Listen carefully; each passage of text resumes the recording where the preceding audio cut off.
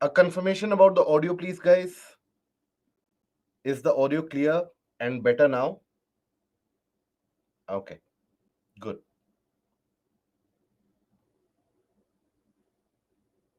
And another session for geomorphology, where we shall be taking ahead our discussion that we had carried on till yesterday. And now, today, we shall be moving ahead into the portion of plate tectonics and the various different events unfolding on the Earth's surface due to the action from the interior, such as earthquakes and volcanoes. Now, what is it that we had covered yesterday? So, yesterday, in the session that we had, we looked into the details of the continental drift theory. We looked at it, that what that theory was, where Wagner said that basically, rather than having the present day shape of continents and oceans forever, you had a situation where you had a large supercontinental landmass which was named as Pangea. And that Pangea then was further disintegrated and divided into two. That is, to the northern part, you had Laurasia or Angara land, and to the southern part, you had the Gondwana land. And then again, these further broke into the existing continents and oceans that we have. Now, Wagner basically postulated this based on certain set of evidences. The evidences that he brought ahead can be categorized into the aspect of geological evidences, can be categorized into the aspect of climatological evidences, can be categorized in the aspect of paleontological evidences. That is, the type of rocks, the jigs of it of the continents, they can be categorized into the portion of geomorphological evidences or geological evidences in general. Then, after that, when we talk about the climatological evidences, you also have the presence of glaciers and their evidences, which are indicated in those areas of the planet where you don't have any portion of glaciers to be existent today. So, other than that, you had the fossil remains being spread across various different continents, and that again stands to be an evidence there. Now, in order to prove his theory, he basically made some assumptions. And the assumption that he made was basically that all the continents that we have, which he referred to as Sial, based upon the classification of the interior of the planet that Edward Seuss had done. So, that Sialic landmass would actually be floating over Sima, and he said that it would be floating just like a boat would float on water. That is, that freely it would be floating. And then eventually, he said that as it is floating, it is also going to experience a force of buoyancy, that force which keeps everything afloat. Now, while this continental drift theory was rejected because of the assumptions and the reasons that Wagner cited, it did end up showing the imagination for many of the important areas. For example, continental drift theory for the first time did manage to explain the shape and the similarities of shape that the various different continents have.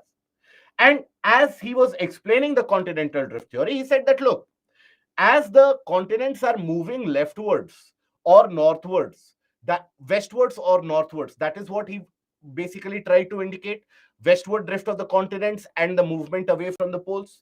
So he said that as the continents are basically moving, let's suppose this is a continental landmass which is moving, it is going to experience some friction from the oceanic areas, and that would create a kind of a fold mountain system on the edges where the land in itself would get folded. Now, while this could explain why you have fold mountains, but it stood contrary to what earlier Wagner had said, that the continents would be floating freely over the oceanic areas and over the region of the Sima. So that is where his own theory had too many different types of contradictions.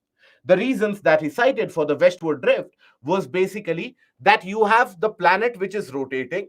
On that planet, the continents are floating freely.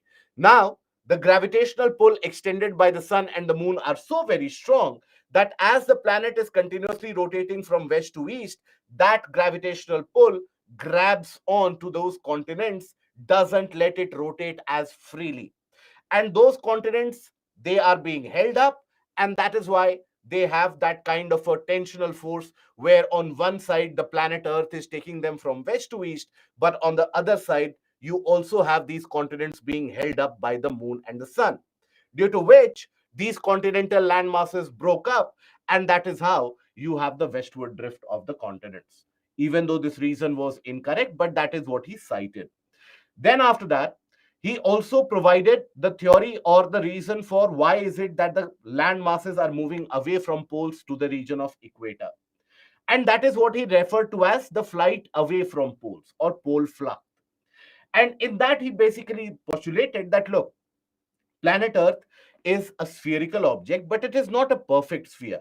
It is slightly bulged around the region of equator. So, as the planet rotates continuously with a high velocity, at the region of equator or center, there is an outward force. There is a force acting on the outside. And that outwardly force which is acting, that is a centrifugal force, that is going to pull up the continents from the region of the poles towards the equator.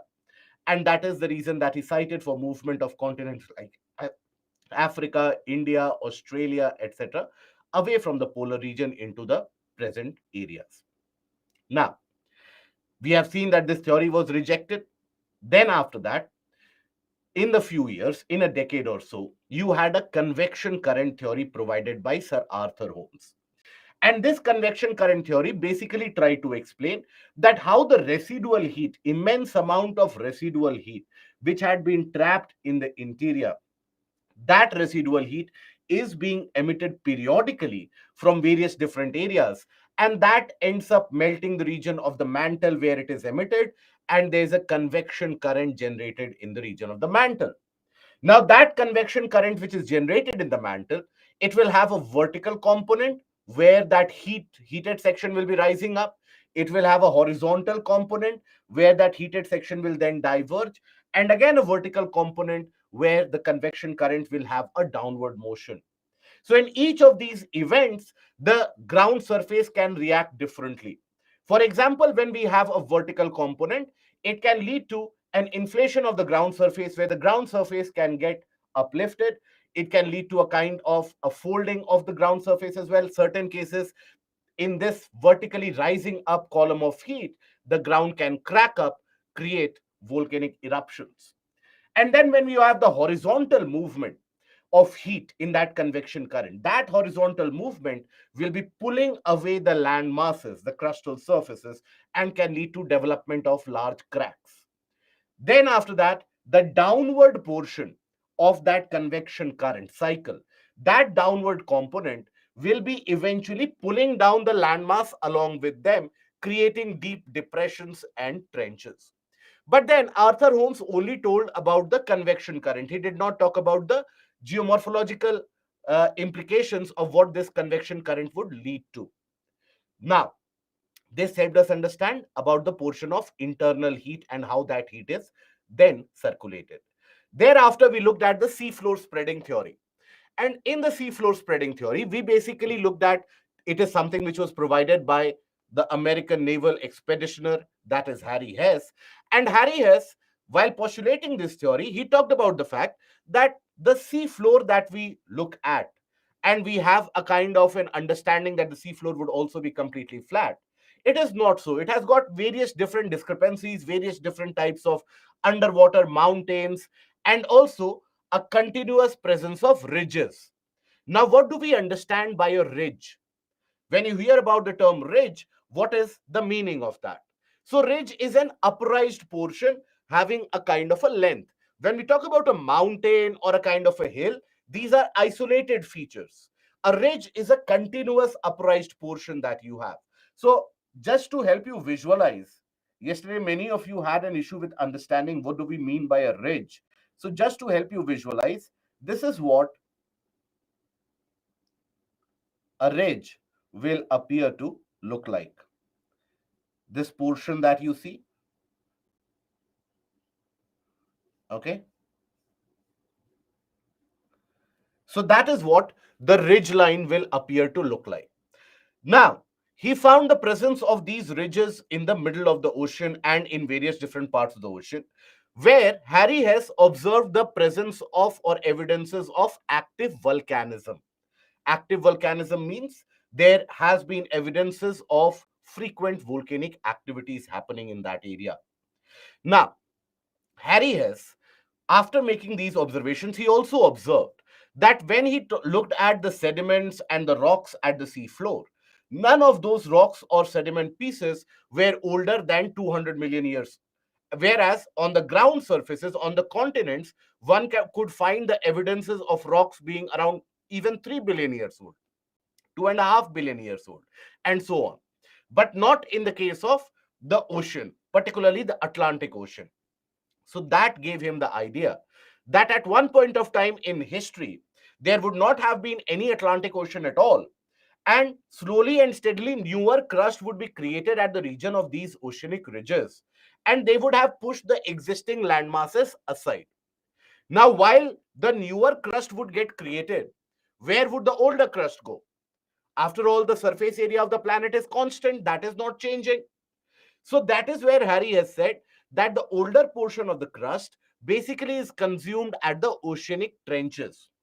Oceanic trenches are deep depressions which are found on the ocean floor, which can have a depth which is very, very narrow and can have a depth of around 10 to 11 kilometers from the sea surface. So that is the oceanic trenches. So Harry has said that the older crust basically is consumed by the oceanic trenches and then is returned to the mantle.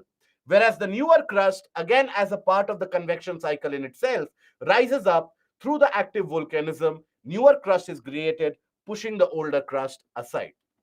Now, he also basically talked about the presence of the, or rather, the presence of the rocks having equal age as you move equidistant away from the mid-oceanic ridge. What does that mean? That means if, let's suppose, this is the mid-oceanic ridge, if you calculate the age of the rocks present here, it will be equal to the age of the rock, let's say, at the same distance from the other side of the mid-oceanic ridge. So you will have equal age of the rocks, which tells you that the newer crust getting created then is pushed equivalently on both the sides, expanding the oceans. This is for the first time that the world could get an idea that why is it that the region of North America and South America might have drifted away from the portion of Europe and Africa, respectively. Now, even this seafloor spreading had certain drawbacks and limitations. Limitations in the sense that Harry S. did not try to explain or did not explain that how is it that the underwater mountains in the oceans are created. He did not explain whether the continents can also have a creation of a newer crust or whether it is only restricted to the oceans. Because it does not make sense. That why is it that always newer crust will be created underneath the oceans only? Why can't it be created under the region of the continents? So that is where his theory fell short. And then, when he talked about the creation of a newer crust, he did not tell us that whether only the crustal portion is created or whether the upper solid mantle is also created. Because when we talk about lithosphere, lithosphere basically consists of the crust along with the portion of the mantle. He was only talking about the creation of a newer crust. But one thing again where his theory fell short.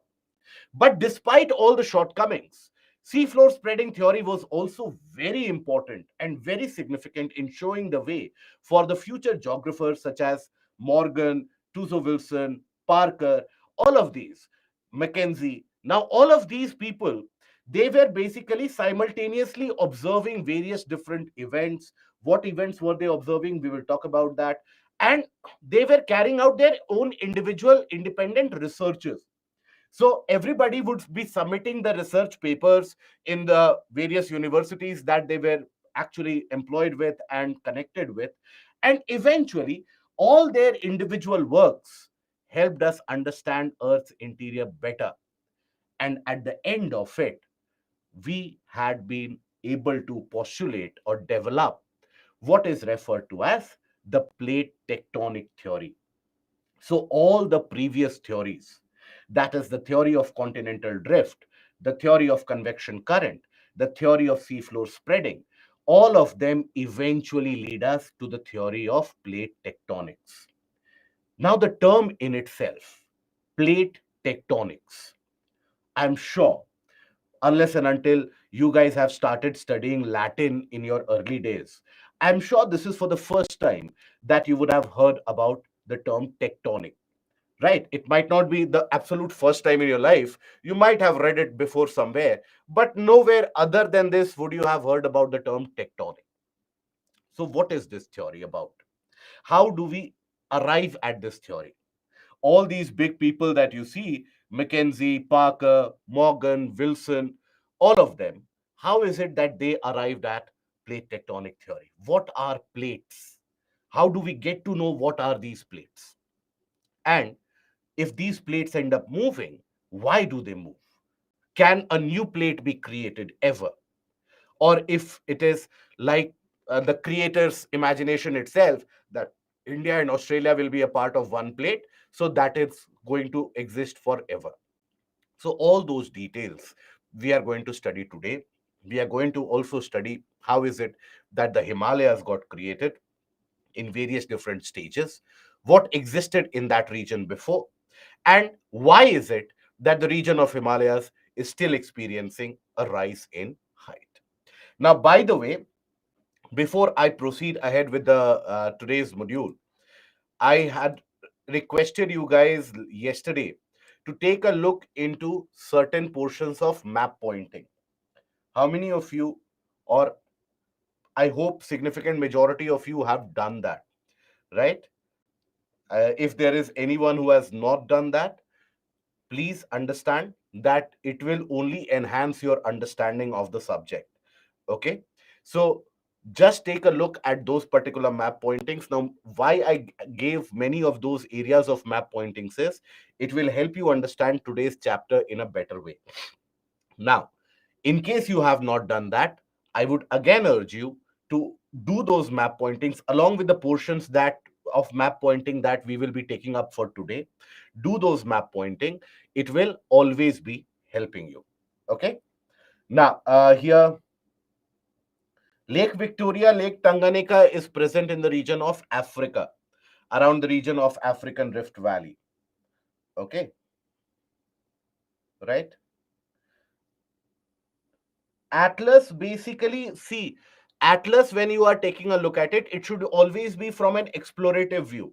It should be in the explorative view as a sense that I'm sure many of us are not aware of the various different features and countries present in various continents. I'm sure even now, if I force ask you about where is Colombia and where is Cambodia, many of you will get confused that, okay, I did not know that these two countries existed. So many of us, we have a kind of a limitation in terms of knowing the world. So as of now, when you have initiated the subject, I would always urge you, open up any of the area. The best way to study the atlas is, first of all, take a look at your own region. Slowly and steadily, wherever you belong from, slowly and steadily expand your view away from that area. That, okay, if the state I am living in, what are the surrounding states? What are the surrounding countries of India? What are the other countries of Asia? What are the countries in South America? What are the various physical features present in these areas? The more you are able to observe them, keep them in your mind. The problem starts is when we open up the atlas, we start learning everything.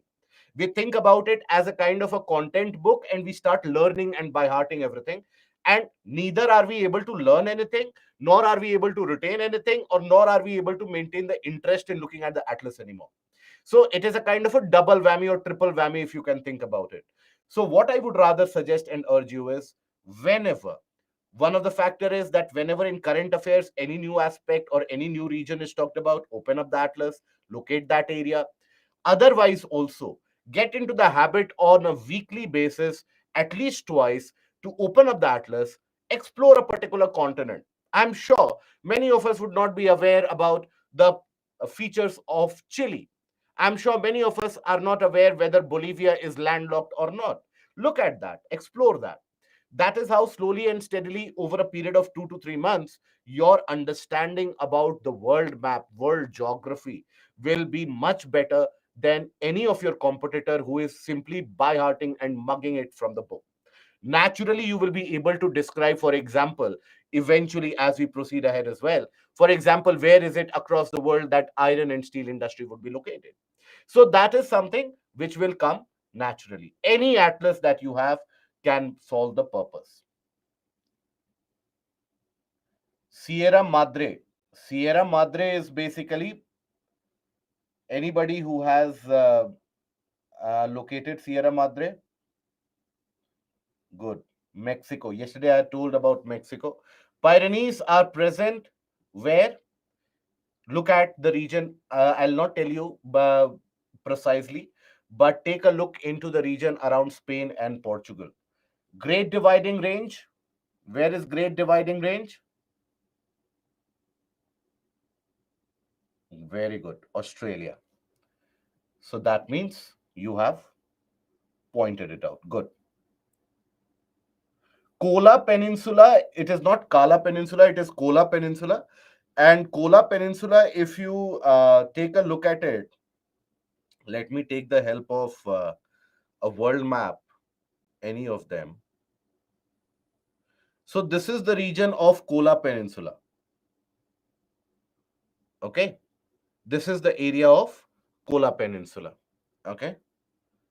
And North Sea also, I hope you would be able to locate.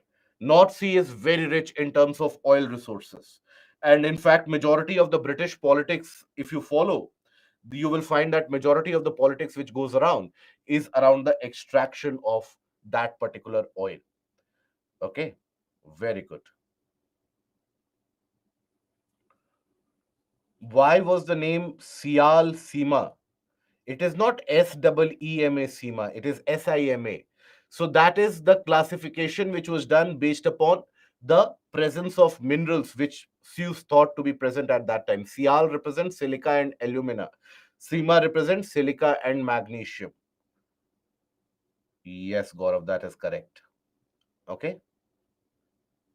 Now, after this, Caucasus Mountain is located in. Where is Caucasus Mountain, guys? I'm sure you would have. Yes, Vishnu, correct. Look at the eastward boundary of Europe. The eastward boundary, when we talk about Europe and Asia basically are divided with the help of two mountain chains. You have the Ural and the Caucasus. Okay, I hope that is understood. Near to Volga, very good. So, see, that is what actually I want to encourage, that if you are taking a look at Caucasus, if you're taking a look at Ural, you will also be taking a look at the Caspian Sea nearby, you will also be taking a look at river Volga flowing nearby. So it will come to fruition. Just keep at it, just be patient enough, and I'll ask you after 24 sessions the results that it has yielded. Okay, now we come to the portion of the plate tectonic theory. Plate tectonics. How was this theory arrived at? And what does this theory tell us about? So here, the term tectonic. Tectonic is basically derived from the term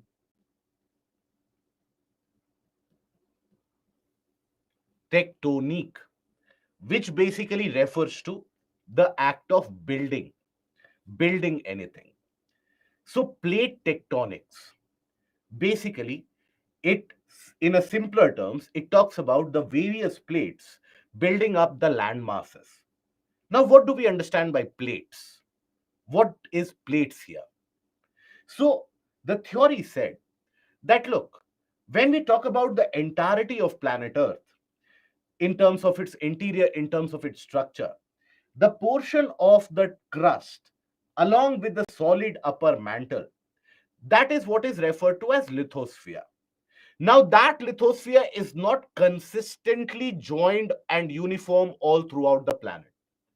Rather, that lithosphere in itself is broken, fragmented into many smaller plates, into many smaller parts. Now, how is it that we know how whether lithosphere is divided into that or not? We know that by study of earthquakes, by study of volcanoes. And I'll show you the similarity as well when it comes to the boundaries of the plates and also the regions which are very prone to earthquakes. So basically, for a long period of time since 1900s, early 1900s itself, the study of earthquakes that started in earnest. And that is where a lot of attention was paid to study these seismic events. Across the globe, various seismographs and observing stations were installed.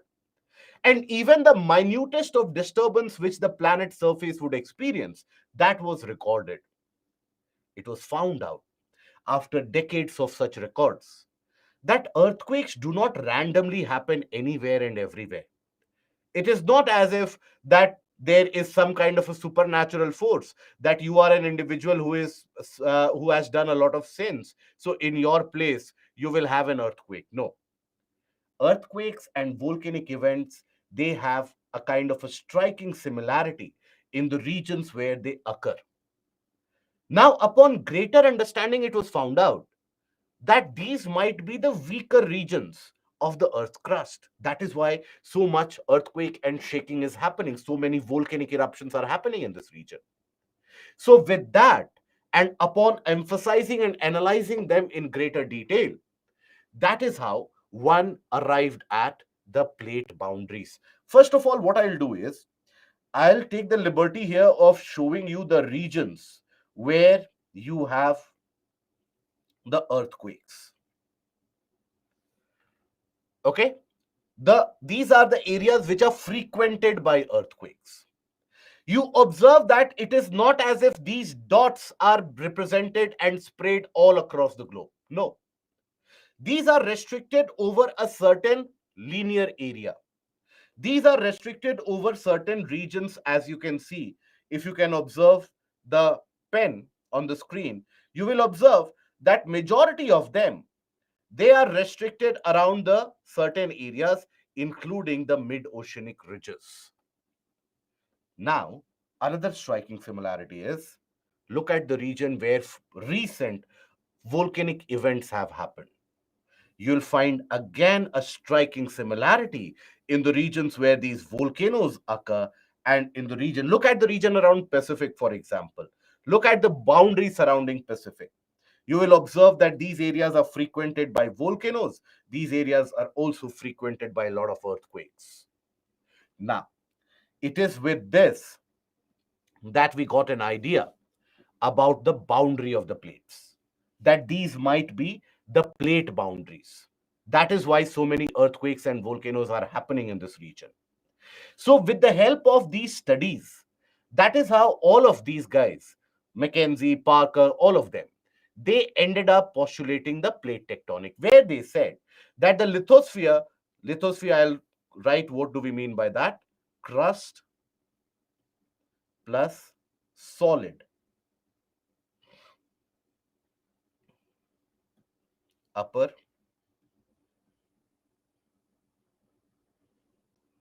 mantle above the asthenosphere.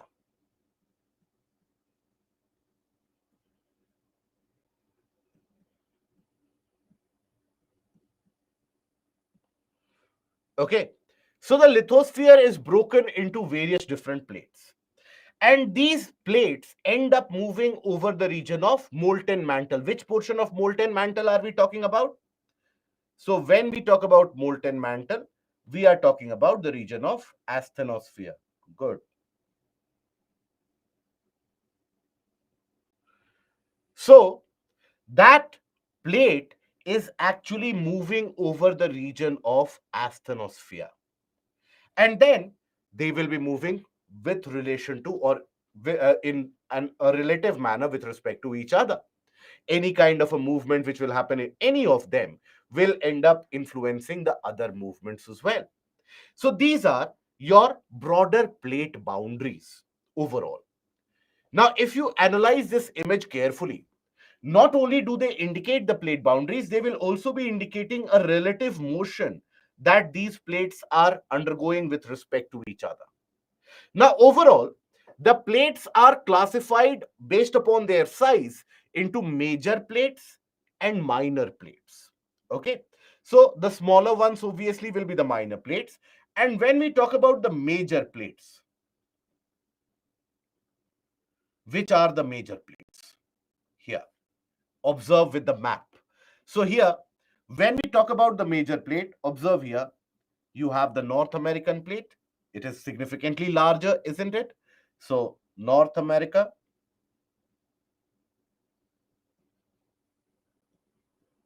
American plate. Then you have the South American plate also as a significantly larger one. South American plate.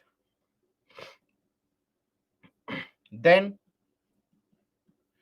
furthermore, look at this, a large Eurasian plate extending all the way from the region of mid-oceanic ridge of Atlantic all the way to the region of eastern part of Asia. So that is where you have the very large Eurasian plate. Then after that, you have the very large African plate.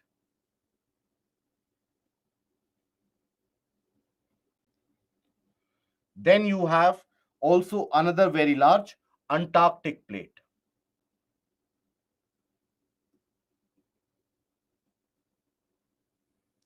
Then you have the presence of Indo-Australian plate. India and Australia till now, they are still considered to be one large plate. It is a different matter altogether that as we speak, even the Indo-Australian plate is breaking. And in the near future, we shall be observing a separate Indian plate and a separate Australian plate. But then till now, we consider it as the Indo-Australian plate. And when I say near future, does not mean tomorrow, day after tomorrow. It means in a few thousand years, in a few million years. So that is where you have the Indo-Australian plate.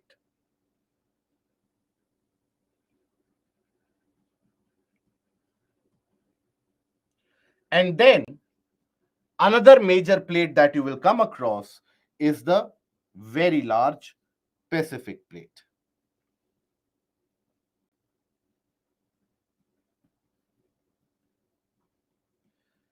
Now, if you observe some features of all of these major plates, yes, you have minor plates as well. But minor plates such as you have Arabian plate, for example, if you take a look at it, you have the Nazca plate, you have Yuan de Fuca plate, Scotia plate, you have Philippine Caroline plate, you have many of these smaller minor plates as well. But when you observe these larger plates, the major plates, you will notice one thing. Almost all of them, other than the Pacific plate, almost all of them, they consist of both continental crust as well as oceanic crust. Okay, observe them. Here, for example, North American plate. This is the continental portion, this is the oceanic portion. So almost all the plates other than the Pacific plate. Pacific plate is the only major plate consisting only of oceanic crust. Rest all of them, they include both continental as well as oceanic crust. Okay,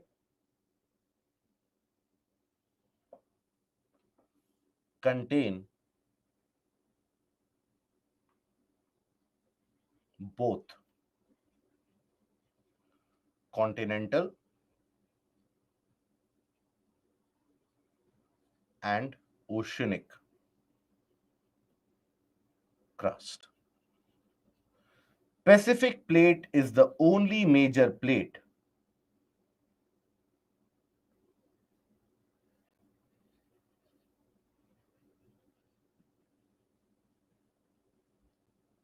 consisting only of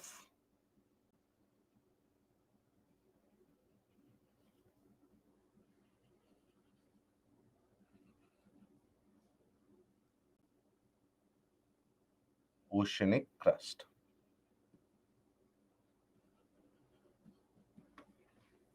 Okay.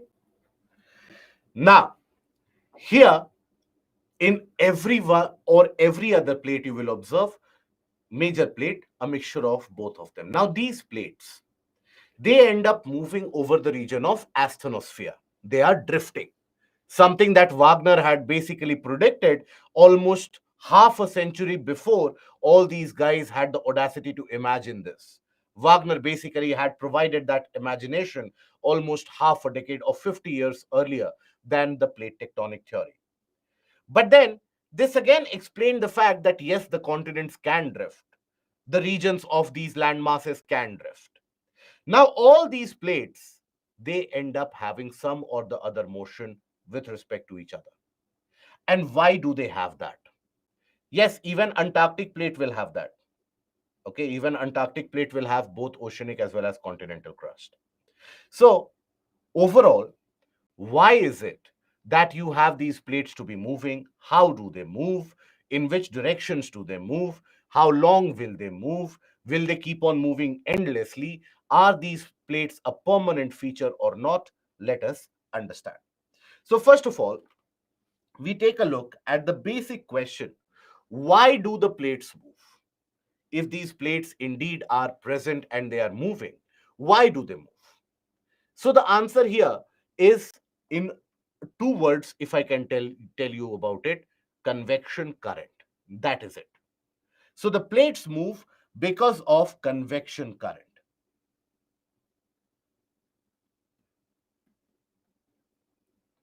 Convection current.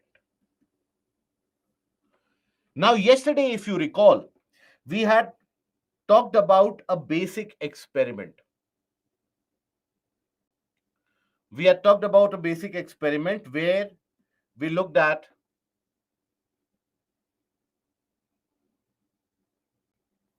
a utensil filled with water,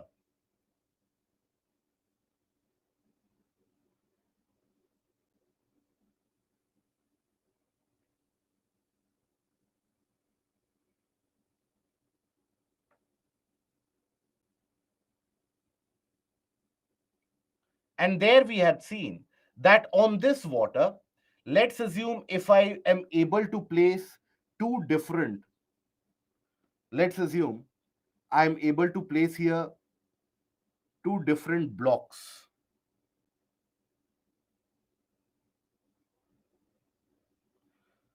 and put them together and then expose this to significant amount of heat. Now, one would notice that when this heat is provided or supplied, there would be a kind of a convection current, and these blocks would be moving with respect to each other, isn't it? This is something that we looked at yesterday as well. Now, similarly, when we take it to the level of the entirety of the planet and its surface, now we have seen that what are these plates? That is the region of lithosphere. Lithosphere in itself is broken into different portions. Now, these plates, they exist over what? Over the asthenosphere. Now, over the asthenosphere in itself is a very heated layer. So there also you can have a minor convection current in the asthenosphere itself. But overall, from the region of outer core also you can have a convection current like we saw yesterday. So overall, if you represent this, this can be, let's suppose, a crust.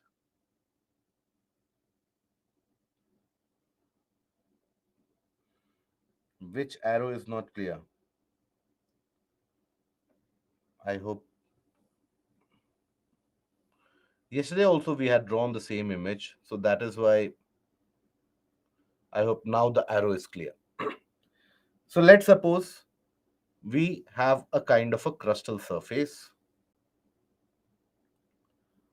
followed by the Moho discontinuity, followed by the portion of the upper solid mantle, right? Then you have the asthenosphere, and then you have the rest of the mantle. Let's suppose this is your lithosphere.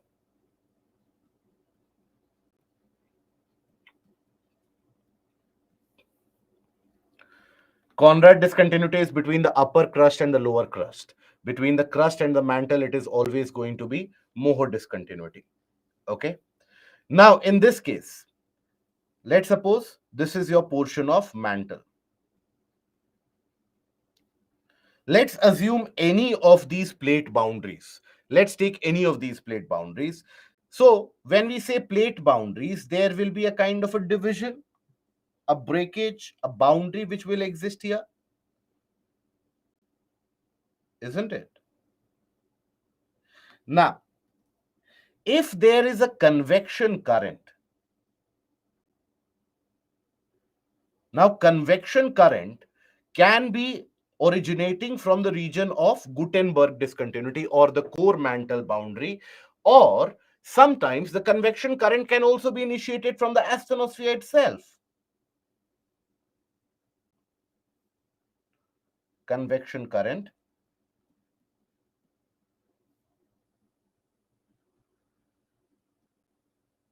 generated in asthenosphere.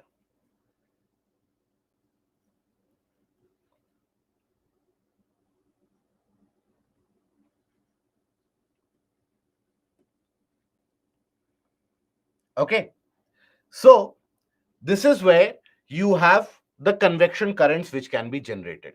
Now, as these convection currents are generated, just like the experiment that we saw, here also what will happen is eventually it will push the plates away from each other. So the plates will end up moving. So that is why, and that is how the plates will move with respect to each other. So in a way, can we say that wherever you will have a convection current, there you will have a plate motion in existence? So where will we have the convection current? So convection current will be present in those areas where additional heat is being supplied. The residual heat tries to escape in all those areas. There will be convection current. So where is it that this heat will be supplied? Is it that certain regions of the planet are fixed that here residual heat will keep on escaping? No. So this convection current is not permanent in nature. It can absolutely be possible that, let's suppose in the near future, the convection current that you see here, it is absolutely possible that this convection current disappears and there might be a new convection current originating somewhere here. So that can be an absolute possibility. So what I'm trying to convey here is that convection currents are not a consistent phenomena. They will be in existence as long as that residual heat will be supplied. Until how long can the residual heat be supplied in that place? That is actually variable. That is not consistent. And when I say, again, I would like to reiterate the same fact. When I say that it can continue for some time and then can stop after some time and can regenerate in other places, I'm talking about a span of few millions of years or hundreds of millions of years. There have been evidences of these plate boundaries which have existed earlier for millions of years, and today they are not considered as plate boundaries at all. So that is how, when we talk about the various different plates, there is also a concept of plate margins or plate boundaries. And you don't need to go into significant depth for it for general studies, but still, it doesn't hurt to be aware about it. So, when we talk about even those plate boundaries themselves are classified into two types. One is what is referred to as the active margins, and other is referred to as the passive plate boundaries. Active plate boundaries, passive plate boundaries. So, what is the difference? So, when we say a passive plate boundary, that means long time back, there might have been a plate boundary in existence there, but right now there is no plate movement happening. An active plate margin is where the movement is happening till today, where that is the boundary even today. I'll give you an example. Now, yesterday I had asked many of you to locate appellations. How many of you have? I hope you are aware where the appellations are. Where is it that appellations are situated? In which particular continent? Good, North America. Now, I'll give you this example of how these plate boundaries, they are prone to significant change. Now, around 235 or around 300 million years back, you had a scenario where Atlantic Ocean obviously did not exist. So around 300, 350 million in that era, you had the region of North America. It was colliding with Eurasian plate. North America's continental land masses, at one point of time, they collided with Europe. And at that point of time, you had creation of folds on the continent. So when the land masses, they would collide, they create folds, right? So around that point of time, 300 million years back, the plate margin which used to exist at that time used to be here and here. That is why you will find the evidence of that plate action by the presence of Appalachians here and the various other Hercynian mountains to be present in these areas. So, what does that tell you?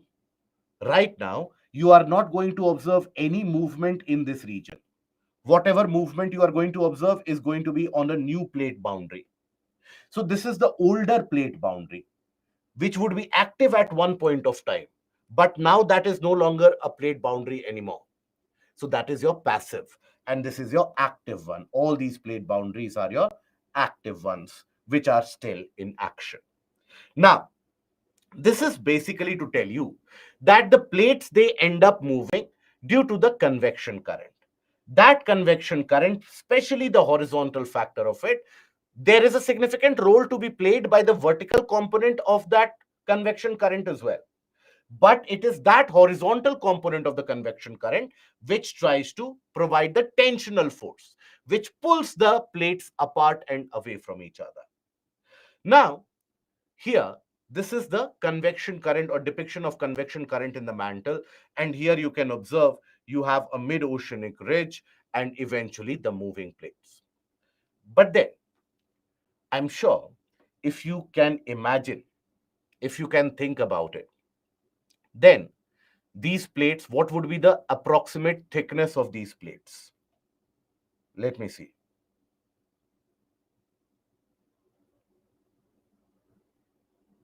But sir, you told asthenosphere is between outer core and mantle. No, my dear friend, never did I say that. Please don't misquote me. That is not where you have the asthenosphere. It is in the upper portion of the mantle. Try to look into the previous PPTs also, you'll understand. Okay. So majority of you, 2 to 3 kilometers. No, no, no. Crust in itself is around 40-50 kilometers.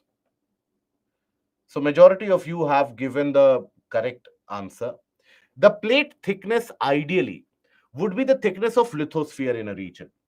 And what is the thickness of lithosphere in a region?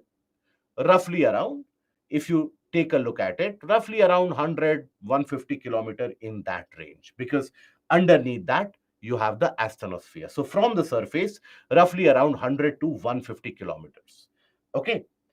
Now, here, this plate thickness that we are talking about, 100, 150 kilometers, etc.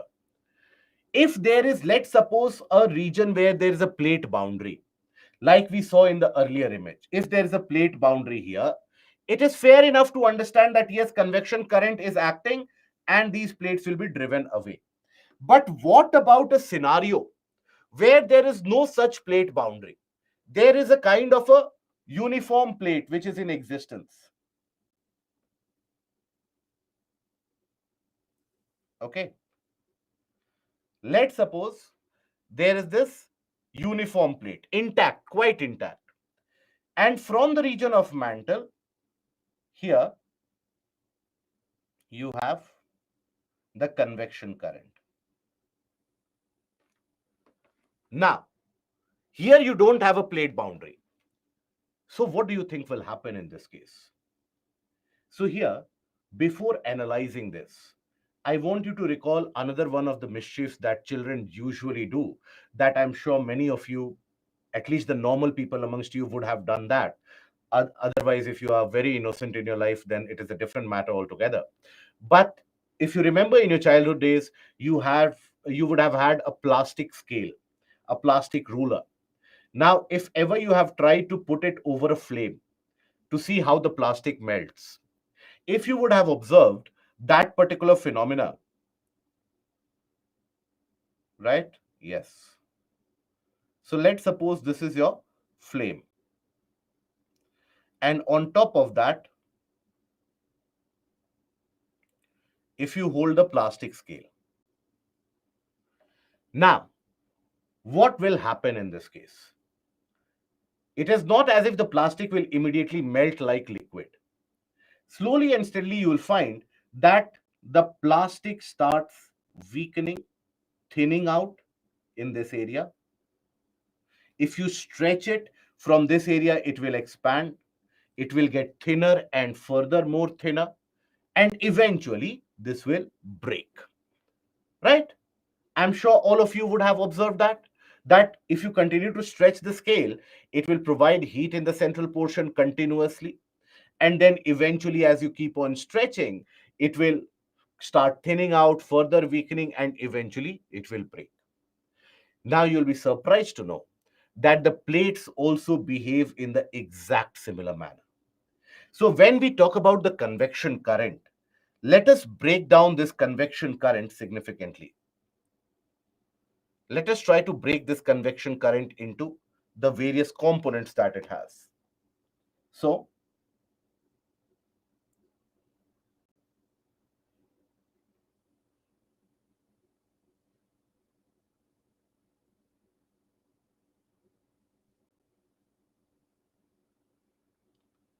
this can be referred to as a convection current. Rather than a complete circular portion, we can also represent the convection cell like this. Each of the convection cells can be represented like this. Now, when you have basically this rising column, this is like provision of heat that you observe in the case of the flame. That heat will be provided in this area. Okay, in this entirety of that area, the heat will be provided. So what will happen in this case?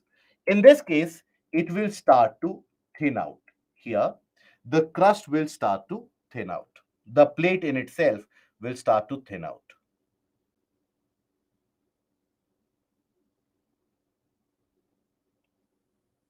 It starts to thin out.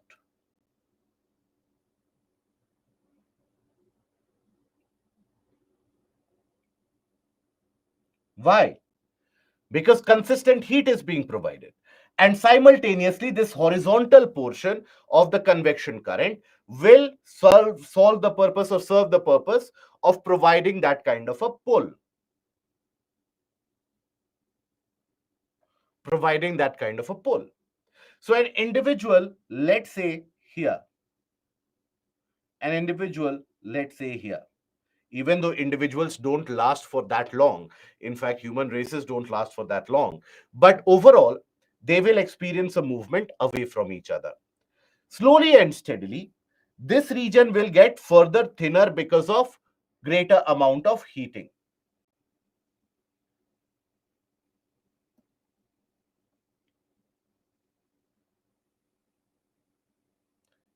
Okay,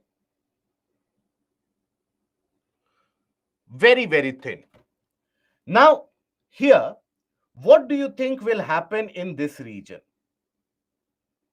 In this area that you see, where the thinning out has happened, where the land has been pulled away, it has become very thin and it has come across as a deep depression. What do you think will happen in that area eventually?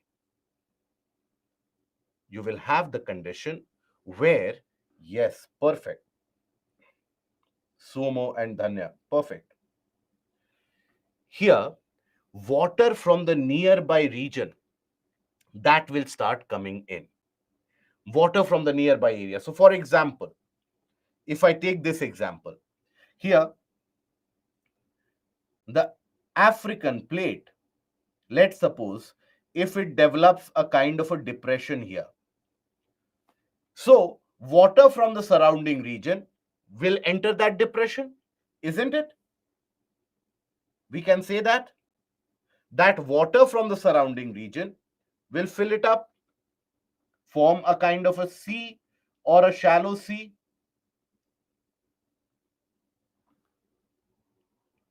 I will write this down as well.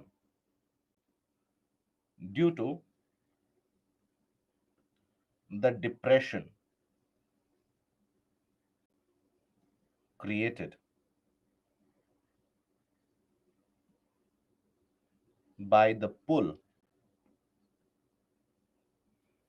initiated by the convection current,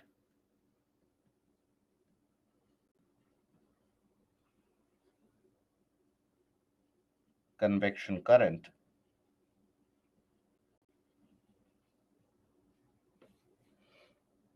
water from nearby regions, areas, fill it up, forming a sea. Now, this process, by the way, is still continuing. This process of that convection current and provision of that heat by convection current, that is still going to continue. Further, the land is going to be pulled apart. Eventually, what do you think will happen? It will break. Just like in the case of the plastic scale, as you continue to pull it while heating, eventually it will thin out furthermore. And eventually, what will happen? It will break, isn't it? Just like that, here also, finally, what will happen is it will thin out significantly. And because there is a consistent provision of heat, it will break.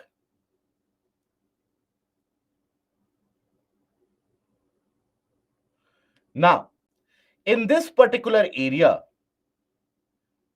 this is underwater. Why is it underwater?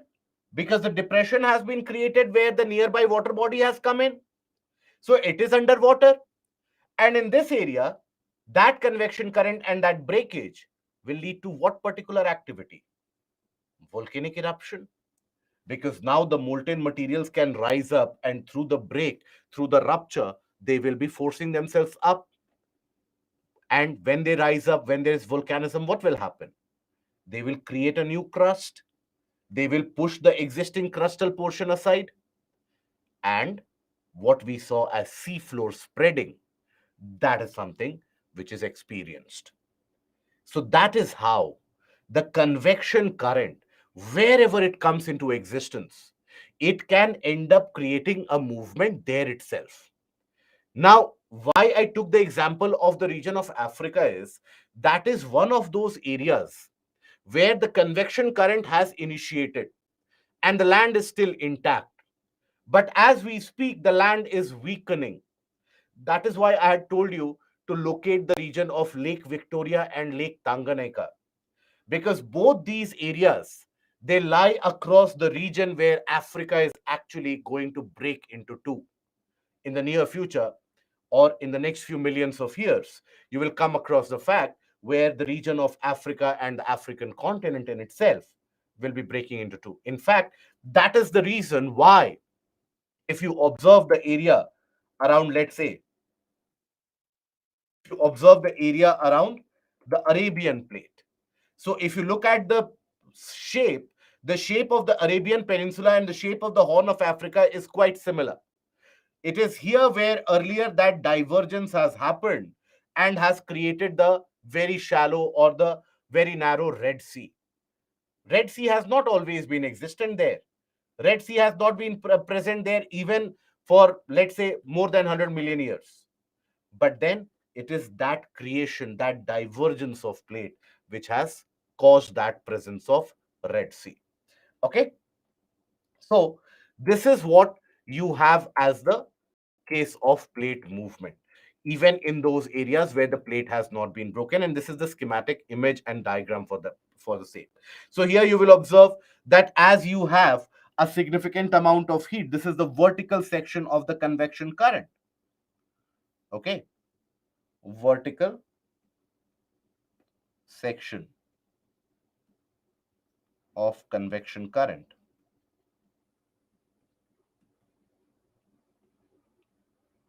It will continue to thin out this area if you observe. Eventually, the existing margins, observe, they will be pushed so much to the sideways that eventually you have a newer crust getting created in the region of the mid-oceanic ridges. Okay, so that is basically about the basics of the movement of the plates. Now, when we talk about the plate movements, they can be of only a certain type. So when we talk about plate movements,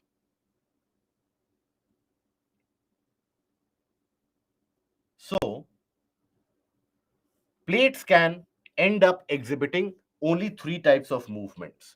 They can be moving towards each other, they can be moving away from each other, or they can be moving parallel to each other. While we have seen with the help of the convection current that how the plates will be moving away from each other.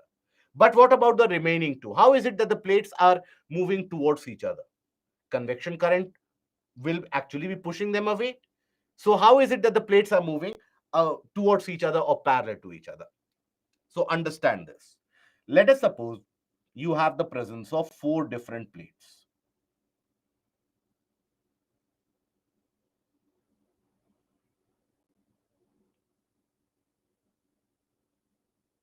Let us suppose.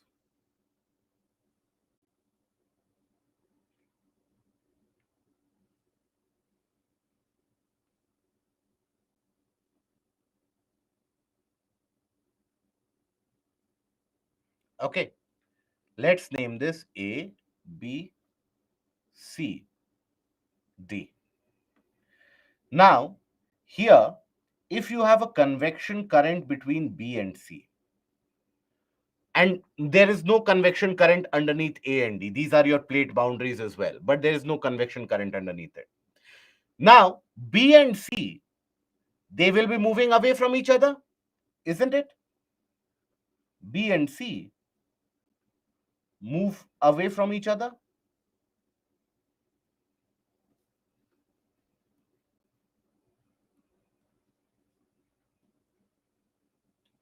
What about A and B now? If you observe the region between A and B, what about that? So when we talk about A and B and also C and D, can I say that B is moving towards A and C is colliding with D? I hope that is something which all of us will agree, that B is moving towards A and C is moving towards D. So moving towards each other.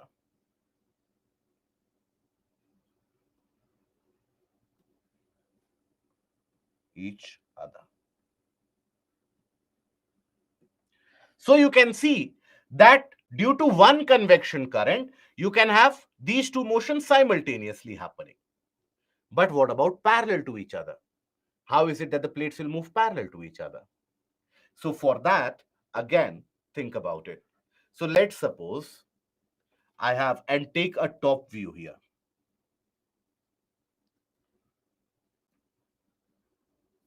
Let's suppose I have four different plates.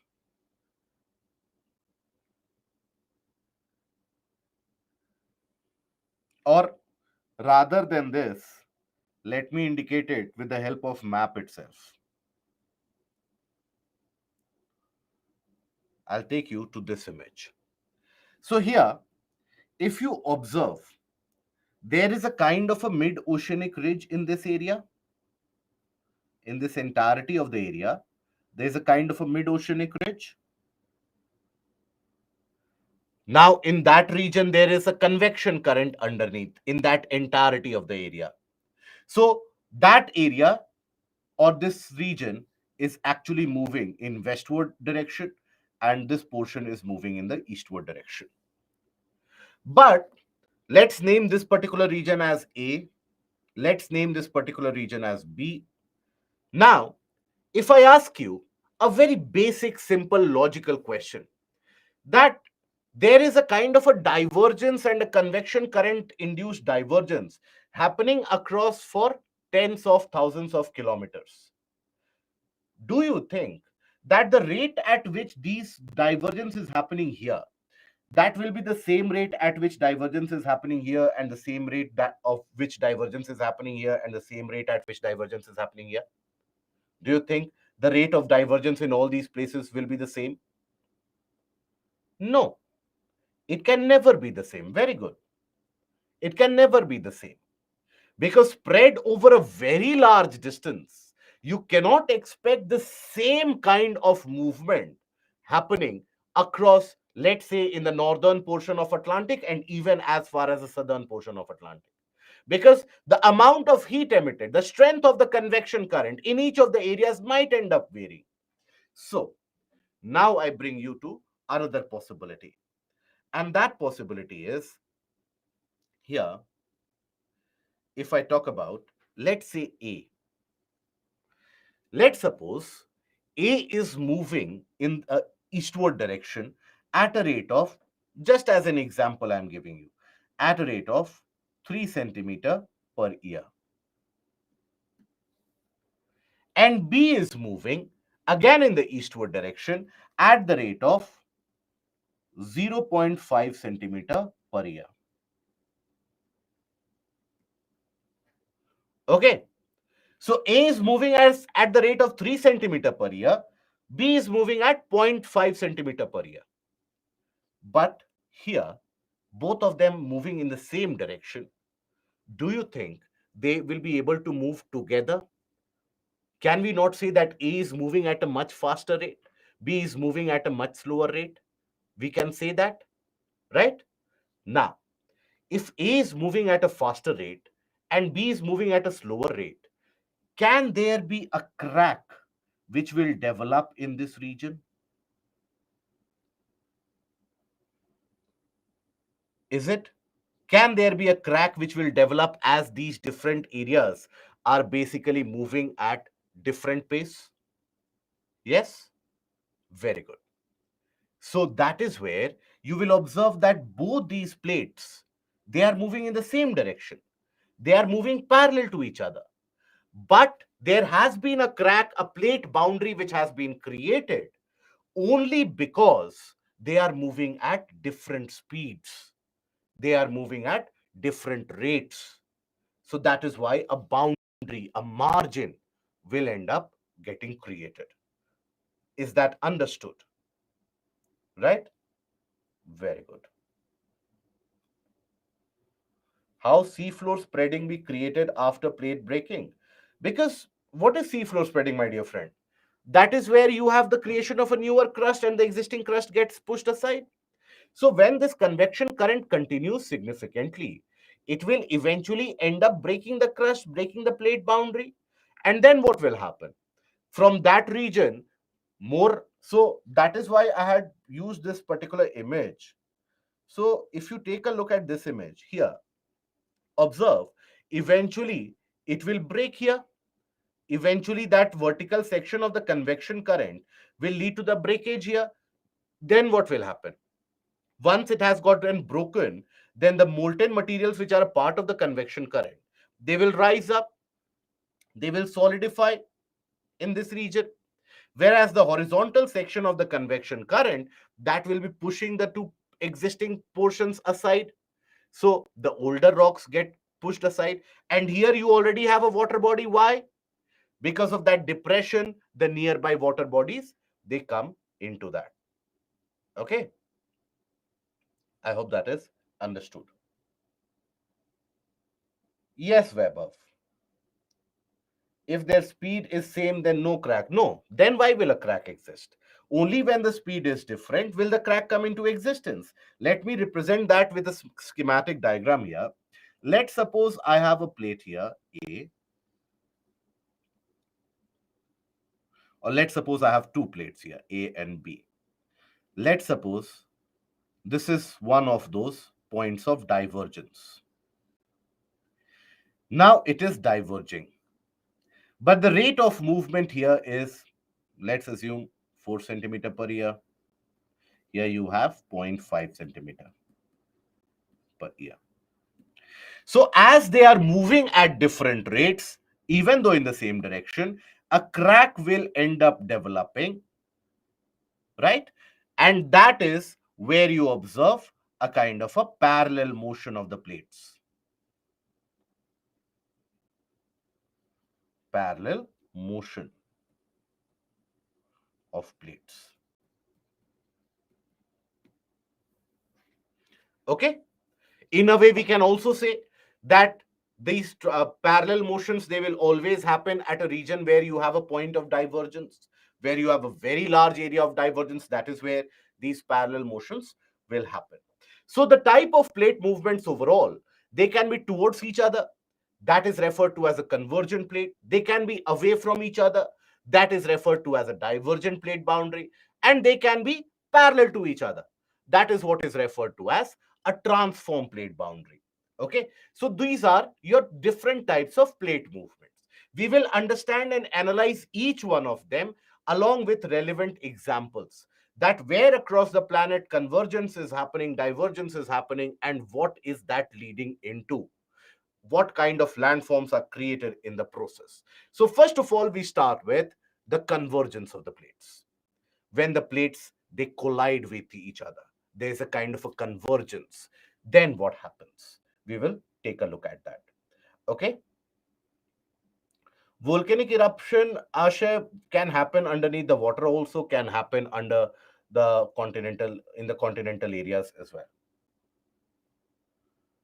Okay,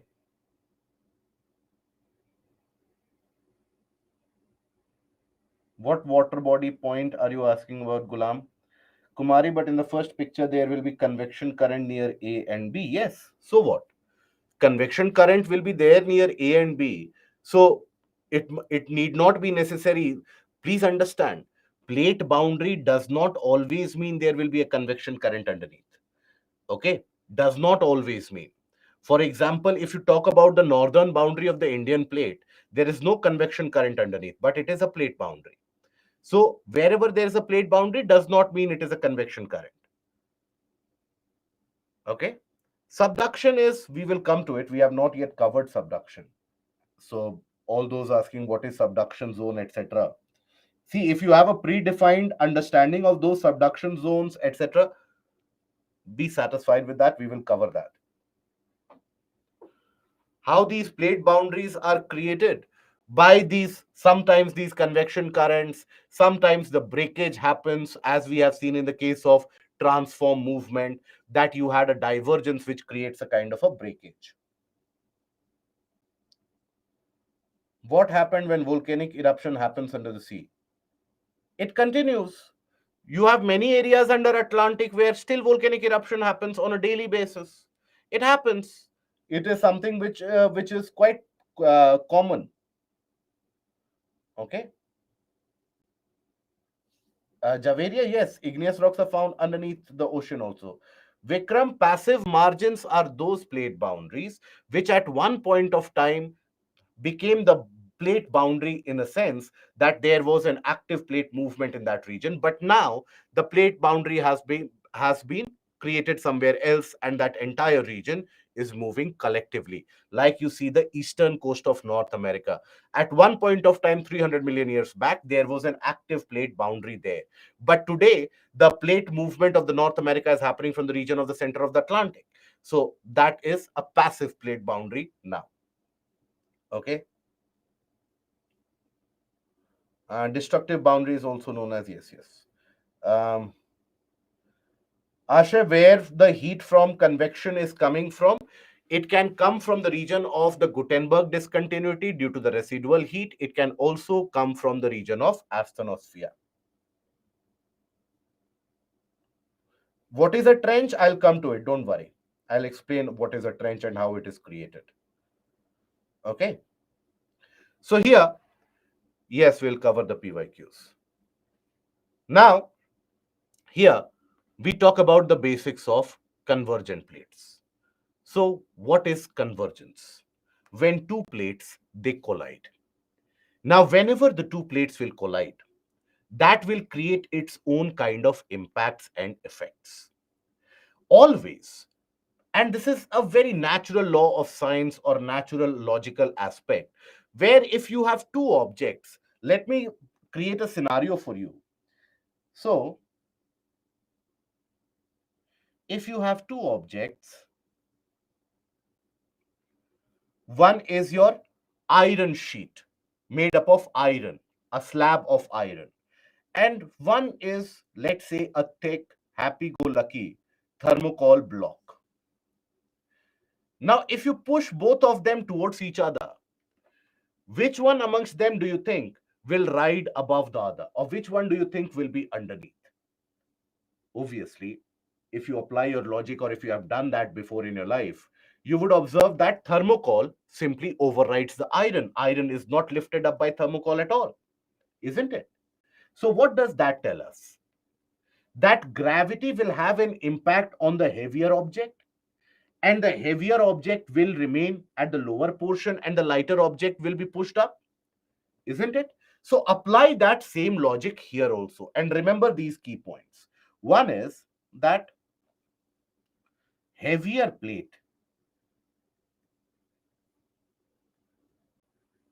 always subducts. What is subduction, by the way?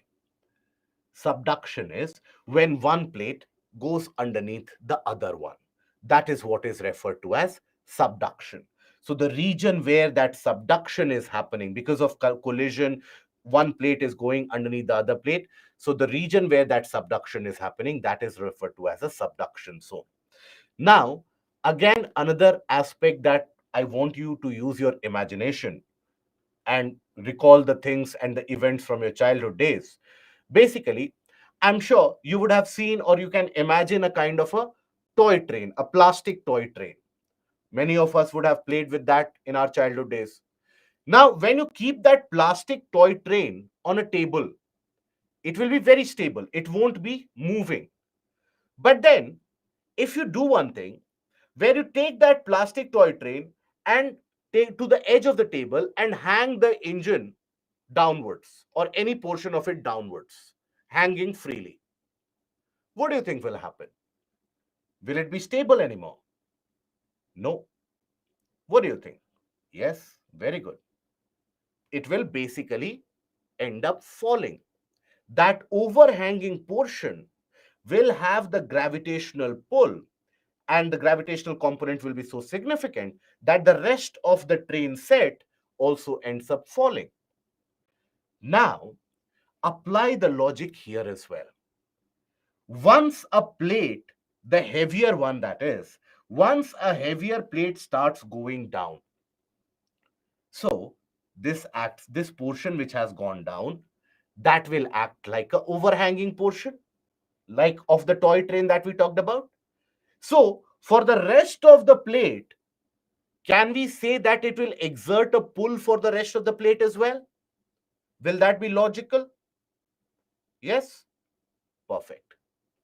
So that pull which is created for the rest of the plate, that is what is referred to as slab pull. Okay, I will write it down. So that is what is referred to as slab pull.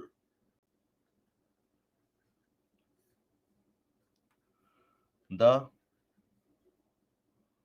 vertical downward section of subducting plate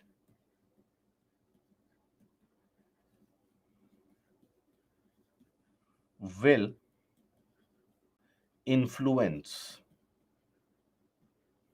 a pull for the remaining horizontal section of plate.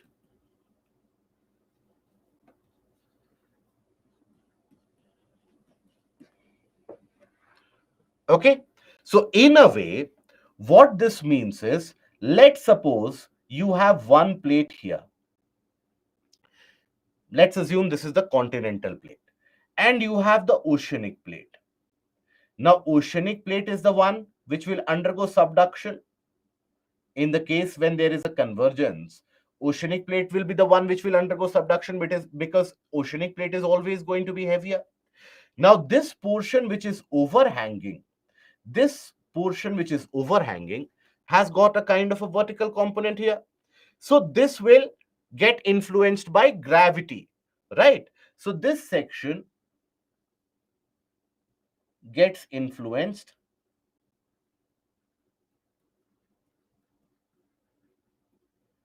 by gravity,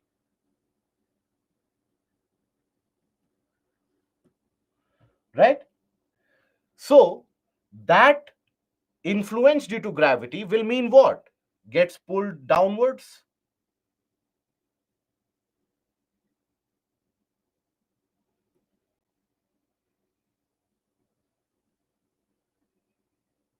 which means what? This section will also be pulled,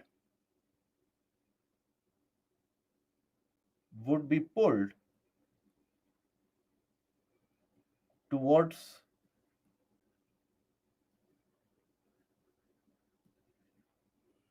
the point of convergence.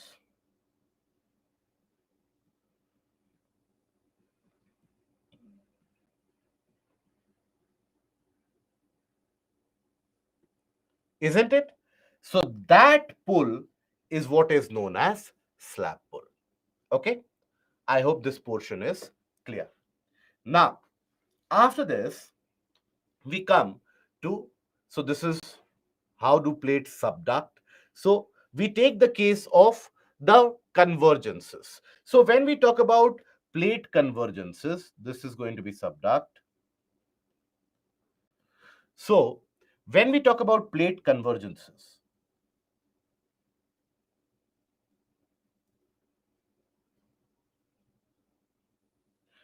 there can be three types of convergences depending upon the types of crust that you have. You have two types of crust always. You have the oceanic crust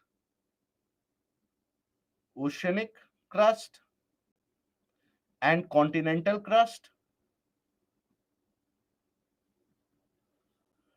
Here again, I would emphasize that oceanic crust will always be heavier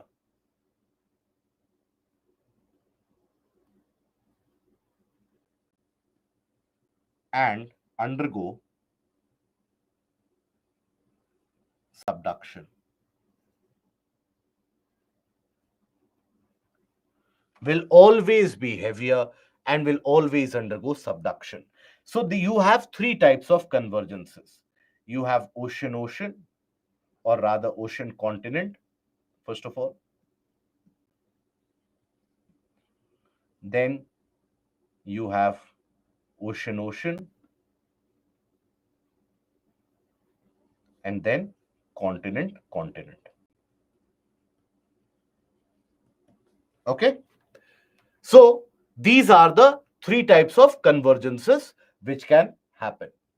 Now, after this, let us take a look at each of these examples of convergences, what gets created, what kind of landform gets created, and how does it unfold. What about ocean continent? That is what we are going to study here. Why oceanic plate is heavier? Because of higher density. Look at the videos of the prior sessions. You will understand. The density of the oceanic crust is always going to be much higher. Now, when we say an oceanic plate, that is going to be much thinner. Here, before showing you the exact phenomena which will unfold, let me tell you the regions of the planet where this is being experienced as of now. So, let me take you back to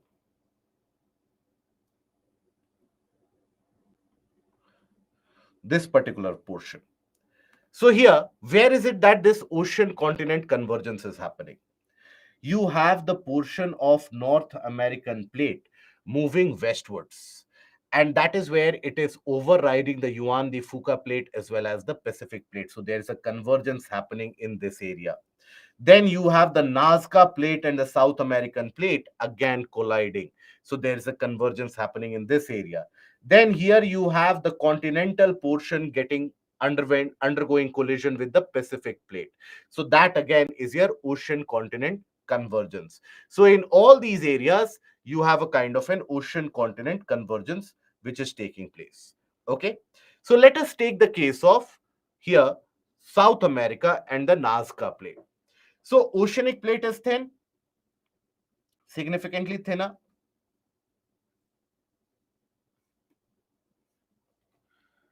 And this is a region covered with a lot of water.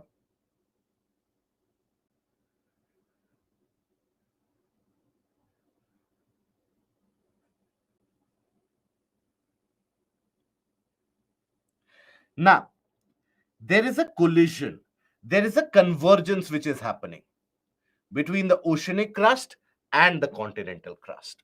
So, this is a convergence which is not going to happen very smoothly, because we are talking about kilometers of thickness of rocks. You cannot have them moving like a piece of paper or a very soft piece moving or overriding one another. That kind of smooth movement will never happen. So what is it that will happen? And always keep in mind, while you are using your imagination, that think about any rocky surface that you have encountered, and then think about how these rocky surfaces would behave when you have around 100 kilometers, 50 kilometers, 30 kilometers of thickness of these rocks, how strong or how resistant they will be. So the oceanic plate being the heavier one, it will undergo subduction, undergoes subduction. Now, the continental plate will be overriding that. And continental plate is very thick as well. So I will take the example of the book that I find here, right? So here, if you observe, this is very thick. Now, if there is a kind of a resistance, what will happen or what can happen? If there is a resistance in this, we can also come across the fact where this can get folded at the edges, isn't it? Due to the thickness of it, it can get folded at the edges like this. But then, can you expect the same thing of a very thin object? A very thin object, when it is undergoing a resistance, will that get folded? No, a thicker one might, a lighter one might, a less denser one might. So that is why few things happen when there is convergence happening. First of all, it will start undergoing subduction. Now, this subduction won't be smooth. At the point of contact, these rocks will be trying to rub against each other and then try to move. So they will experience enormous amount of resistance. The continental and the oceanic crust, they will get severely deformed, very severely deformed. And at the edges, you might observe the formation of a kind of a fold.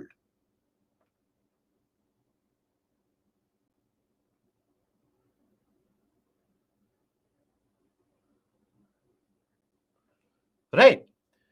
So this can happen because there is a resistance. I hope till now everybody is comfortable up till here. So this is where you will observe the formation of fold mountain.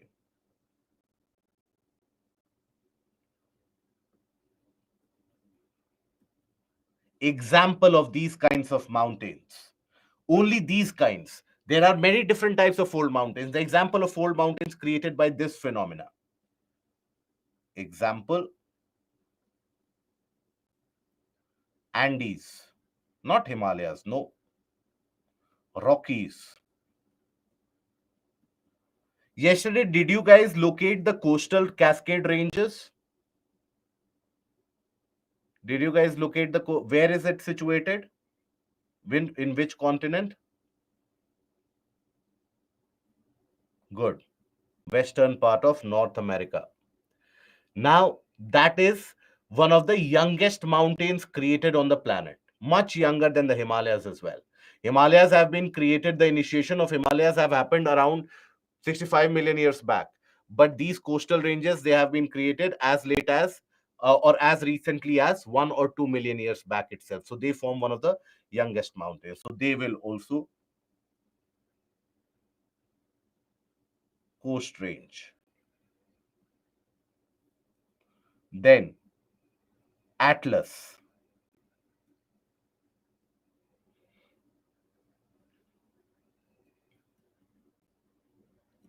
These are your example of the fold mountains which have been created by this process. Now, what is this process?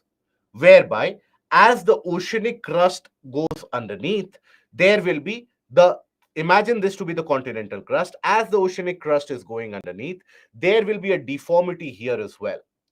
And simultaneously, there will be a fold as well due to the resistance. So this depression that you see, very narrow depression that you observe, this is what is referred to as oceanic trench.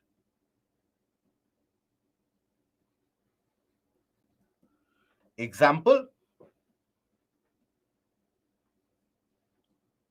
you have Mariana Trench. But Mariana Trench is created due to different reason. So let me take the adequate example, Peru-Chile Trench.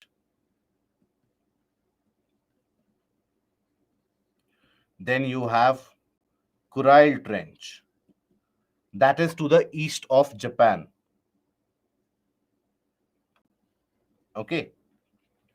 These are few examples. Now, what will happen after this? So basically, this plate continues to go down. Now, till what point will this convergence keep on happening? Both these plates will be colliding till what point of time? As long as the respective convection current in other areas, they are pushing them together, that is till the point the convergence will keep on happening. The moment that push stops from the other regions, that convergence will come to a stop. So here, yes, Java Trench can also be taken as in. So here, this plate starts going down. As this plate reaches the depth of around 160, 200, 300 kilometers, the temperature becomes incredibly higher. And in that region of asthenosphere, melting of these plates begin to happen. They start to indicate the melting. Now here, again, another question about logic that I would want you to apply here is that when this oceanic plate is going underneath that continental crust, do you think some amount of oceanic water will also be seeping through? Or do you think that water won't be seeping through? It is only the plate movement. What do you think? Yes, it will. Very good. So that is how, when you have large oceanic plate undergoing a kind of a subduction, so significant amount of oceanic water along with that would also be seeping through. And that water, upon getting heated, will get converted into what? Into gas, into water vapor. So at the depth, not only will you have molten material, the molten portion of the crust, but along with that, you will also have significant amount of water vapor. So the molten crust along with water vapor, and water vapor is a gas. Gas provides pressure. It will always tend to rise up. Gases being lighter will always tend to rise up. And because the heat is so much, as they start to rise up, the molten materials, right? This is your molten portion of the crust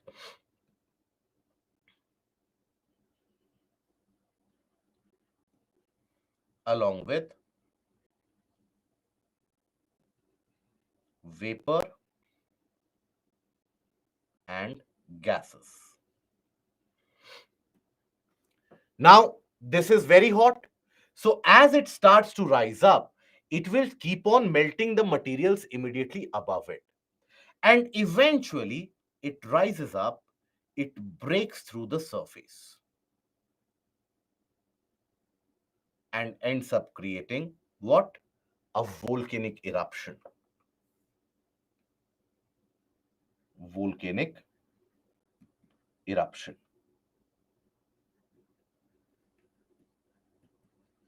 Example, Mount Cotopaxi. Locate this where it is. Then Mount Hood. Mount Hood is in North America, right? Mount Rainier. Okay. All these have been created by this. So, till when will the volcanic eruption happen? As long as the convergence and that melting happens and the gas keeps on rising up, till that point of time. So, till when will that convergence happen? As long as there is a convection current pushing these plates towards each other. Okay. Now, another thing happens in these areas. Another event, geographical event is observed in these areas with greater frequency. And for that, I want you to focus your attention at the point where this convergence is happening. Now, when we say the point at which the convergence is happening, where one plate is undergoing or undergoing subduction underneath the other plate, here, think about it. You have kilometers thick rock rubbing against another kilometer, many kilometers thick rocks. Will that movement be very smooth or will that movement be very rough? What do you think? It will be very rough, always. So, when you have a kind of a rough movement, so basically, it will try to move, there will be resistance, it will provide all the energy will be accumulated, and then suddenly there will be a movement. And then again, it will try to move, there will be resistance for a long time, it will develop energy, and suddenly there is a movement.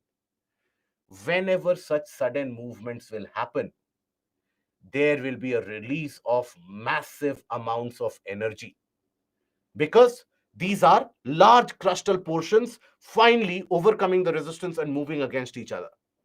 Whenever that will happen, massive amounts of energy will be released.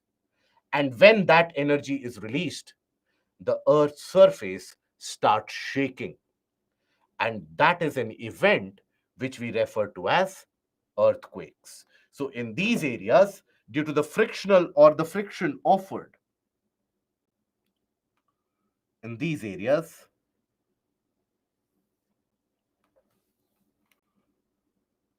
there will be massive earthquakes.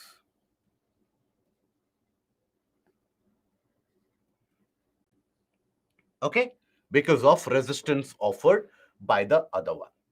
Okay, so that is basically what happens whenever you have oceanic continental convergence. So let's suppose there is a movement which has happened yesterday, then over a period of time of next 50 years there will be further building up of that pressure and then sudden movement.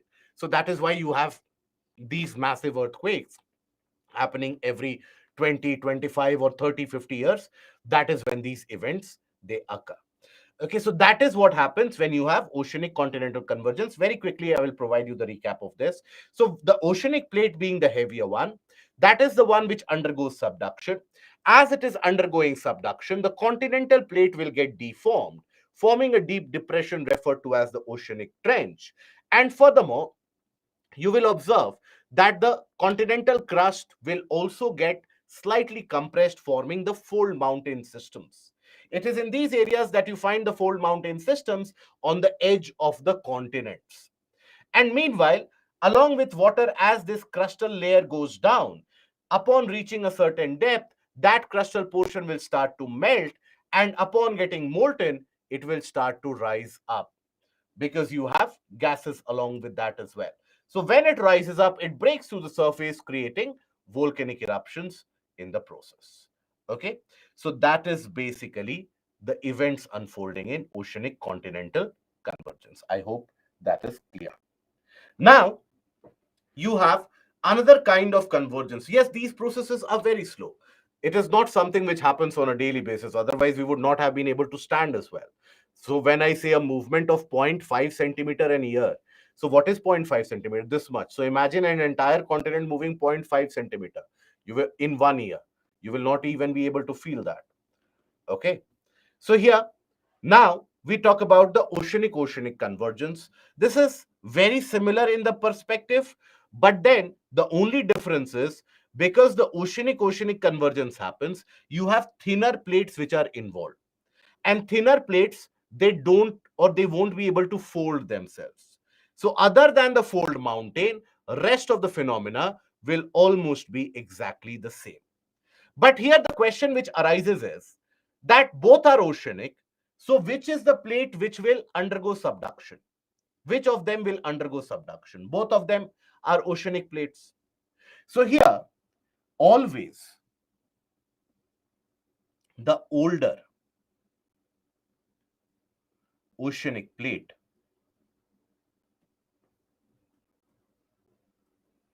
is the heavier one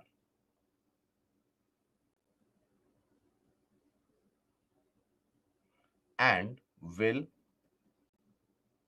undergo subduction. Why is it that the older plate is heavier?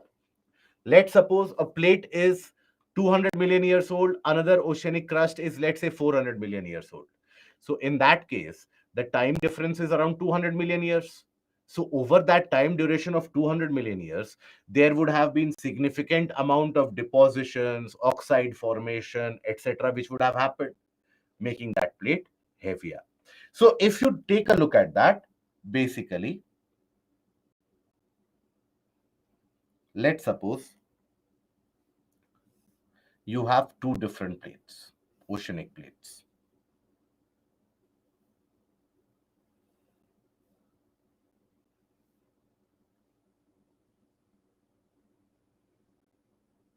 Okay. Let's assume here you have water because it is happening underneath the water body. Now, at the point of convergence, again, will that movement be smooth? No, that movement will never be smooth. So here you will observe that there is a deformation. Let's suppose this is the older one. That is the one which will undergo subduction, but there will be a deformation nonetheless. Now, the difference from the earlier one is, while in the earlier one, the continental crust folded or got compressed, here the oceanic crust is so very thin that it will not get folded or will not get compressed here. So rather, here you have the formation of oceanic trench.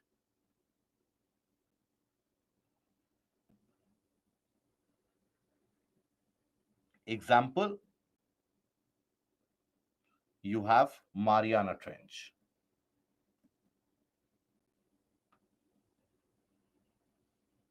Okay. Now, along with some amount of water, as this crustal layer undergoes that subduction, eventually it will begin to melt, and those molten portions, they will start to rise up. It will be very easy for them to break through the surface because that surface is only around 5 to 10 kilometers or 20 kilometers thick as compared to the continental area. So it will break through here. It will create a kind of a volcanic eruption.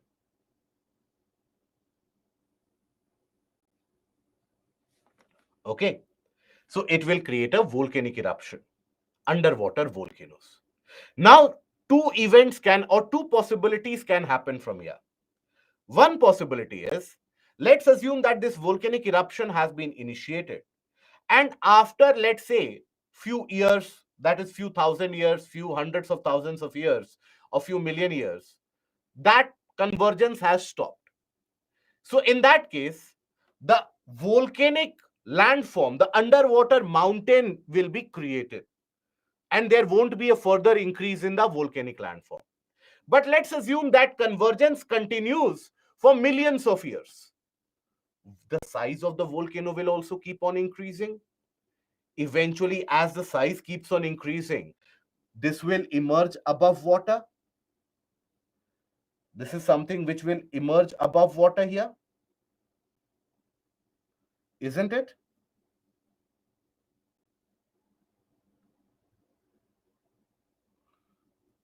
This will emerge above water.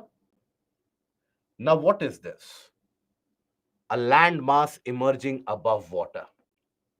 This is what is an island. So that is how islands get created.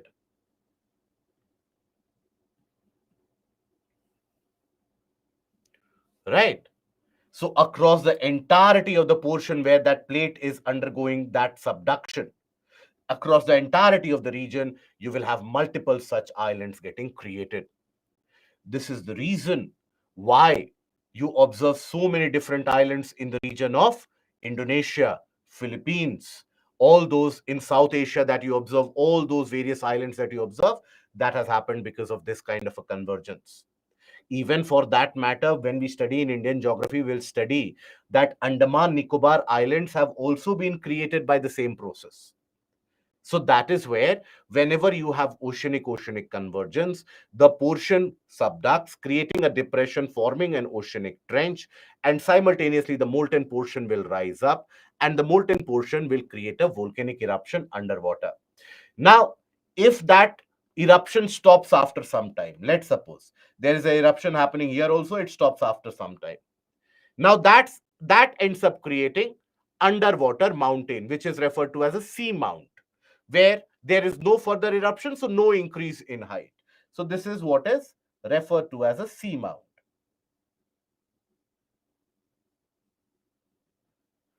But if the volcanic eruptions keep on continuing, you have the creation of this land, or the size of the volcano will keep on rising, more molten materials will accumulate, it will keep on rising. At one point of time, it will rise above the sea as well. So that is what you have as volcanic islands. Example, take the case of Andaman Nicobar,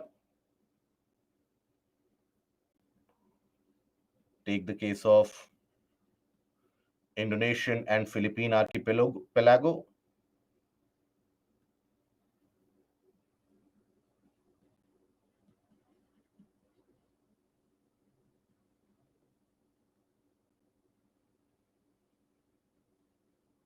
Archipelago is what?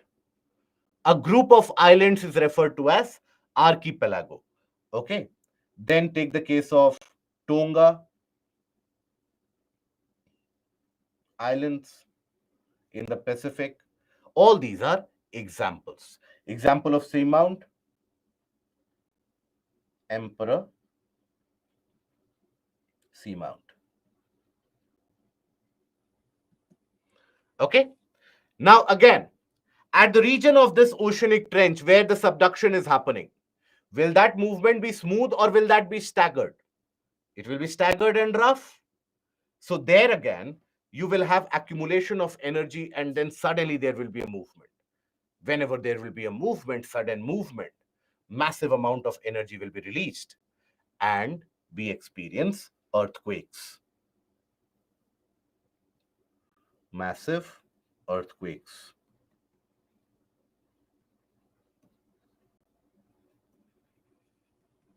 Why the sudden movement? Because these are kilometer thick rocks that we are talking about, my dear friends. So it won't have a movement like this that you can imagine where a paper is moving against another one. That kind of a movement you cannot expect. Think about any rock that you have seen in your life.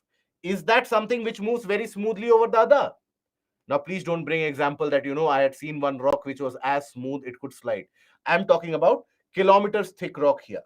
So those kilometers thick rock, when they are going to move against each other, that will always end up creating a lot of resistance. So think about it in the sense, let's assume you have your four fingers here and try to rub them against each other. You will observe a resistance as it tends to move. Eventually, you apply more force, the potential energy develops, and suddenly there is a movement. So that is the same thing experienced there. The difference is whenever there is a movement, release of energy is so massive, it shakes the Earth's surface. That is what we refer to as an earthquake. Okay? Now, that is about the aspect of oceanic convergence. Then we talk about continental, but before that, we'll take a break. And after the break, we will basically be talking about continental convergence. So let's take a break. And how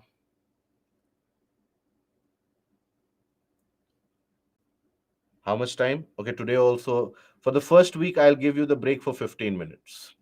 Let's be lenient in the first week. So we'll be back in 15 minutes.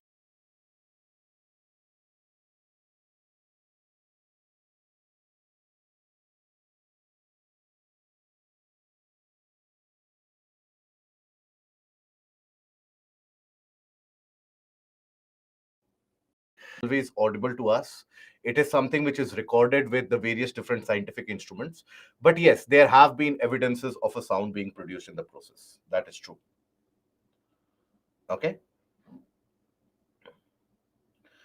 Vivek, does volcanic eruption take place in Antarctica? Not for the recent past, no. It has happened long time back. Now, after this, we come to another possibility, and that is the creation, or that is the kind of a convergence of a continental and another continental plate. So, in this case, when you have two different continental plates, in that situation, what will happen? Here you have to understand that continental plates, they are bulkier ones. They are the thicker ones. So when the continental convergence will happen, rather than one of them undergoing a direct subduction, there will be a kind of a collision and accumulation of materials. The materials will get compressed. So if you have two larger objects undergoing compression, there will be crustal thickness which will increase. There will be a fold which will happen. And that is something which is observed in this case. One continental plate invariably will always be heavier or having a slightly greater density as compared to the other one. So whichever is the heavier continental plate, their slight amount of subduction will happen. But then not in the sense that you have the oceanic plate undergoing a complete subduction. Okay. So here, when we talk about it,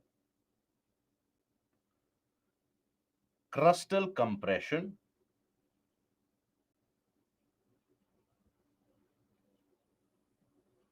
and folding is observed. Okay, about the earthquake process, a couple of you have asked this question, that how earthquake is happening. So for that, what I want you to do is, see, earthquake we will study in greater detail in the next chapter as well.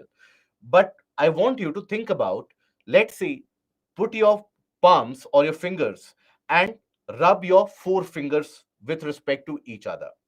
Try to rub that four fingers with respect to each other. Now you would observe that there is not a kind of a smooth movement which will happen. There is a movement which will happen with a lot of friction, lot of opposition. So if you try to move it, initially it will not move. Slowly and steadily the energy builds up and there will be sudden movement.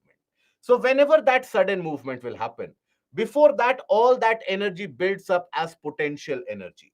And then finally it will be released in the form of kinetic energy. So whenever that sudden movement will happen, that will release that energy, trapped energy, that will shake the earth's surface, and that is what we call as earthquake. Okay. And another question that I see significantly is, have you made videos on NCRT? No. So the videos for NCRT have not been recorded by me. It has been recorded by some other faculty. You can take a look at that as well. But then overall, after the coverage of the entirety of the modules, I don't think you will be required to look into that for a greater detail, or the tablet videos which are available. So both the classes and the tablet videos, if it is available to you, I don't think you will be required to study the portions of that. Okay. Now, here, when we talk about the crustal compression and folding, then the comparatively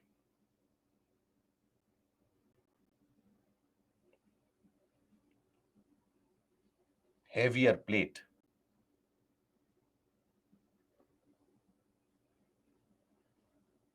undergoes slight subduction.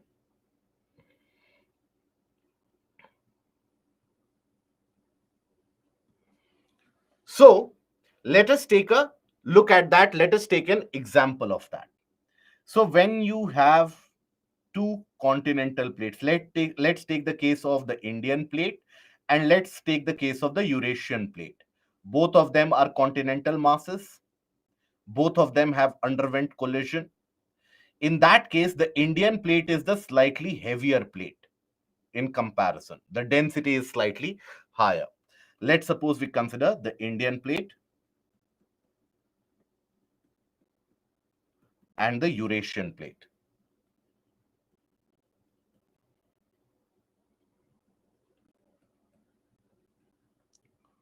This is slightly heavier.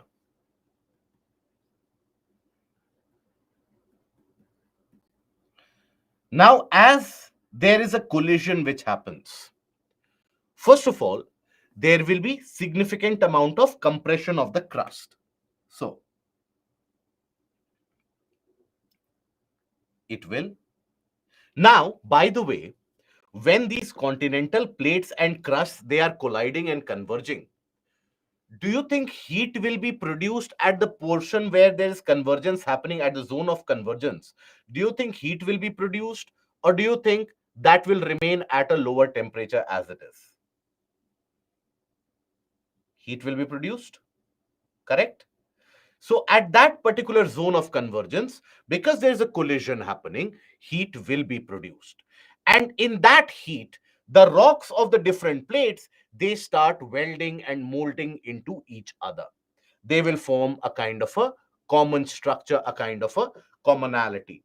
So here, the rocks, they will start combining. So not only will you observe a kind of a fold created, at the same time, you will also observe that the crust in this region, it gets significantly thicker.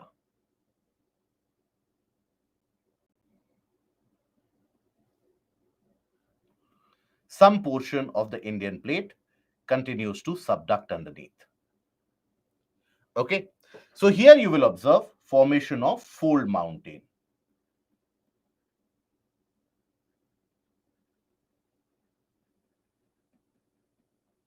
So here, example,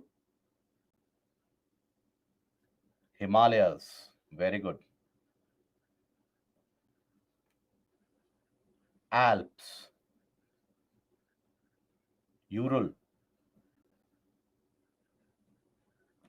even for that matter, Appalachians.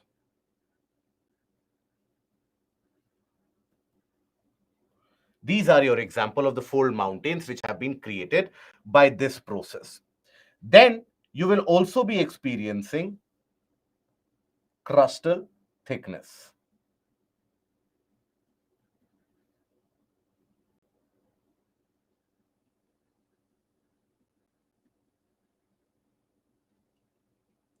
Now there will be slight subduction observed, where not the entirety of the plate is undergoing subduction, only some part of it. Slight subduction. Now, as this subduction is happening, again, what do you think? This subduction process, would it be smooth? Obviously not. So it is at these zones of convergences where very massive earthquakes they are experienced. This is the reason why the Himalayan region is frequented by so many earthquakes. So this again becomes a zone of very frequent or very massive earthquakes.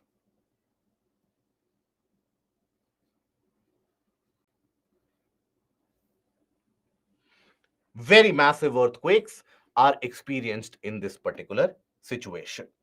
Now, in this area, if I talk about the region where the crust has gotten thickened, what do you think will be the condition of pressure here?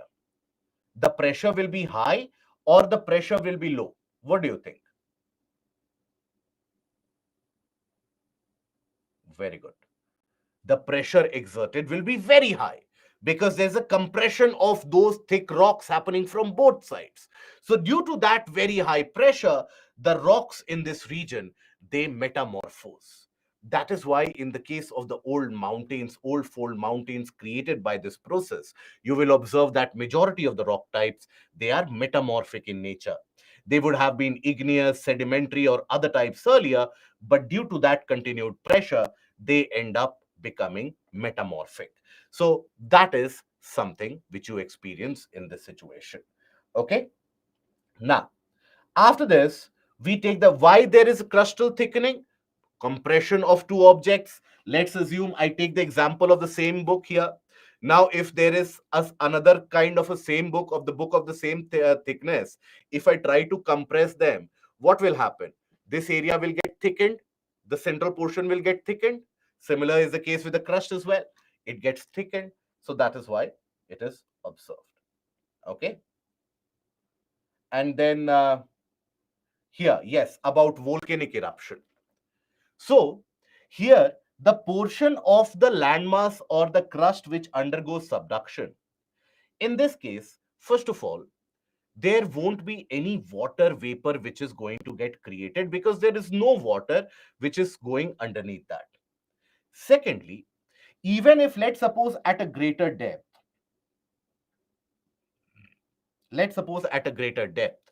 there is some melting which is observed. But then that molten portion, will it have that scope to break through all that thickened crust, which has got very hard rocks now? Where we have seen earlier in the previous class that in the region of the Himalayas, the crustal thickness can be as high as 70 kilometers. And we are only talking about the crust. We are not talking about the entirety of the lithosphere.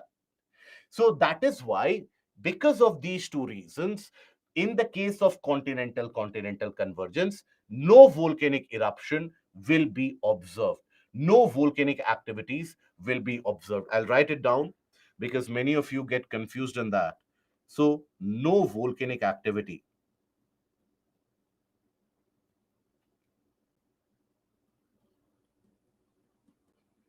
will be observed.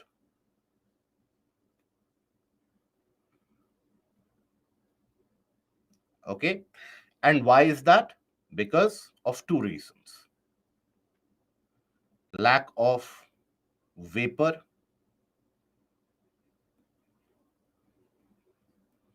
means lack of pressure to bring the molten materials up.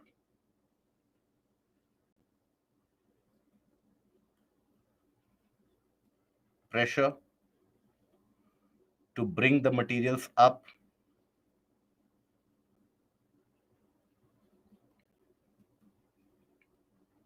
And secondly, you will also observe molten materials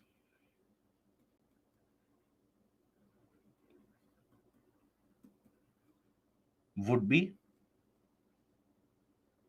unable to break through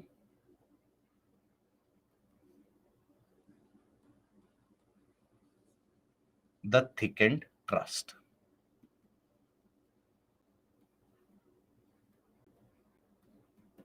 Okay. So this is the reason why in the case of a continental convergence, no volcanic eruption is observed whatsoever. Okay.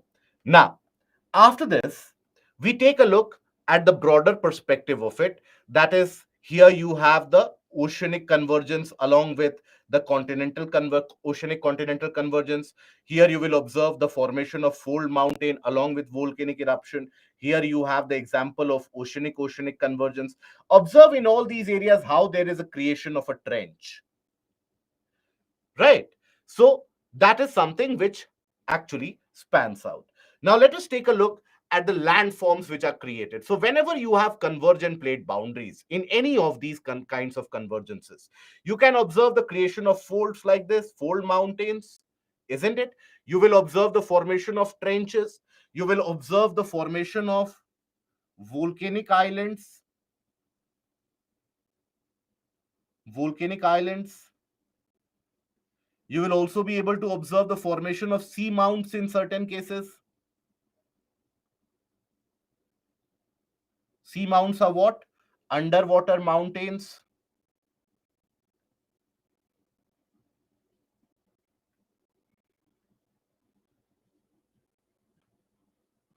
Okay. These are few of the things that you will always come across.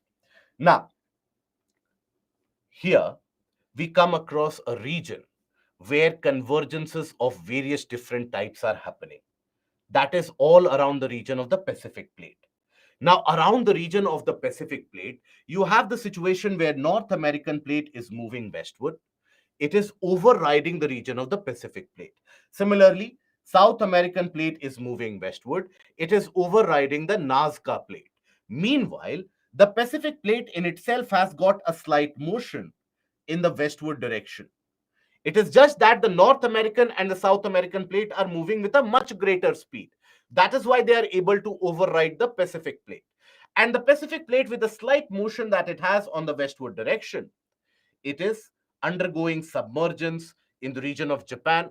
So you have Mount Fuji or Fujiyama, where you have the volcanic eruption created, and Japan is also a hotbed of significant amount of earthquakes. Then here you have the Philippine sea plate colliding with the Pacific plate. Now, in any of the case, Pacific plate is the oldest plate when it comes to the oceanic areas. So always the Pacific plate will undergo subduction. Now, it is in this case of Philippine sea plate and the Pacific plate, that is where you have the formation of Mariana Trench. Okay, this is where Mariana Trench exists. This is where you have the Japan Kuril Trench which exists. And here again, you have the Tonga Islands in this region. You have the Tonga Islands. So here again, convergence is happening. So all around the region of the Pacific, you have various different kinds of convergences. All around Pacific,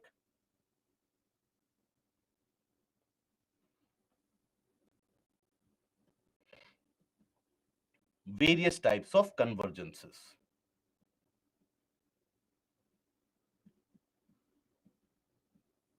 Now, in all these different types of convergences, one thing which is common is either it is an oceanic continental convergence or oceanic oceanic convergences.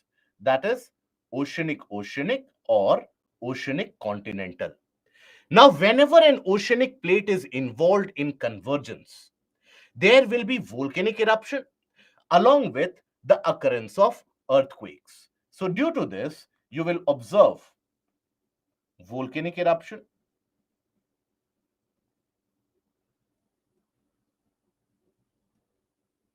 plus seismic activities or earthquakes.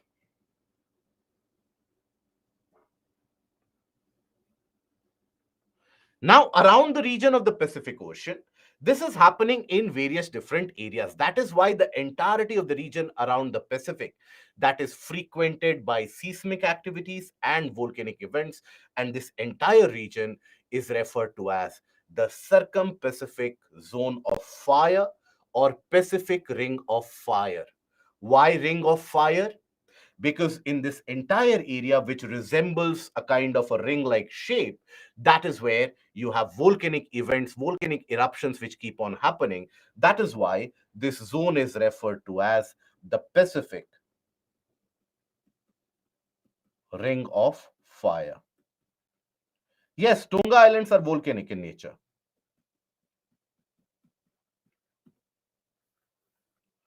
Why it is referred to as zone or ring of fire? Because of frequent volcanic events which unfold in this particular area. Okay, if we are comfortable up till this point, are we comfortable up till this point? Good. So if we are comfortable up till this point, this is one of those areas from where UPSC has repeated questions endless amount of times in general studies mains, in optional area mains as well. And UPSC again does not hesitate to repeat the question from this area. And the question which is framed, which we'll discuss later as well, is discuss the geophysical characteristics of Pacific Ring of Fire. What is the nature observed in the Pacific Ring of Fire? Why is Pacific Ring of Fire frequented with volcanic activities? So in any of these types of questions, any of these varieties of framing, you will have a simple answer about, you have to explain about the different types of convergences, how they can lead to creation of trenches, volcanic islands, all of that you have to elaborate upon. Okay. Now, why there is no earthquake in continental convergence? Did you not take a look at what we have written here? Zone of very massive earthquakes. So, where does that doubt come from?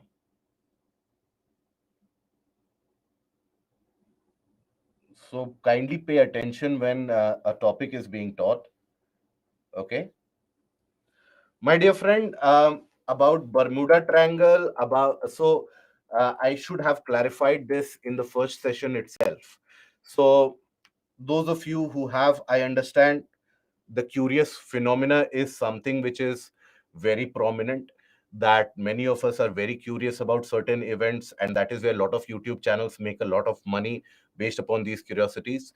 So when it comes to Bermuda Triangle, when it comes to Mount Kailash, and whether there is a heavenly activity happening in Mount Kailash or not, be it the Ram Setu or be it the ancient city of Dwarka, for all these greater than academic thoughts and greater than academic queries, which UPSC is never going to ask, I won't be able to satisfy those those questions ably well.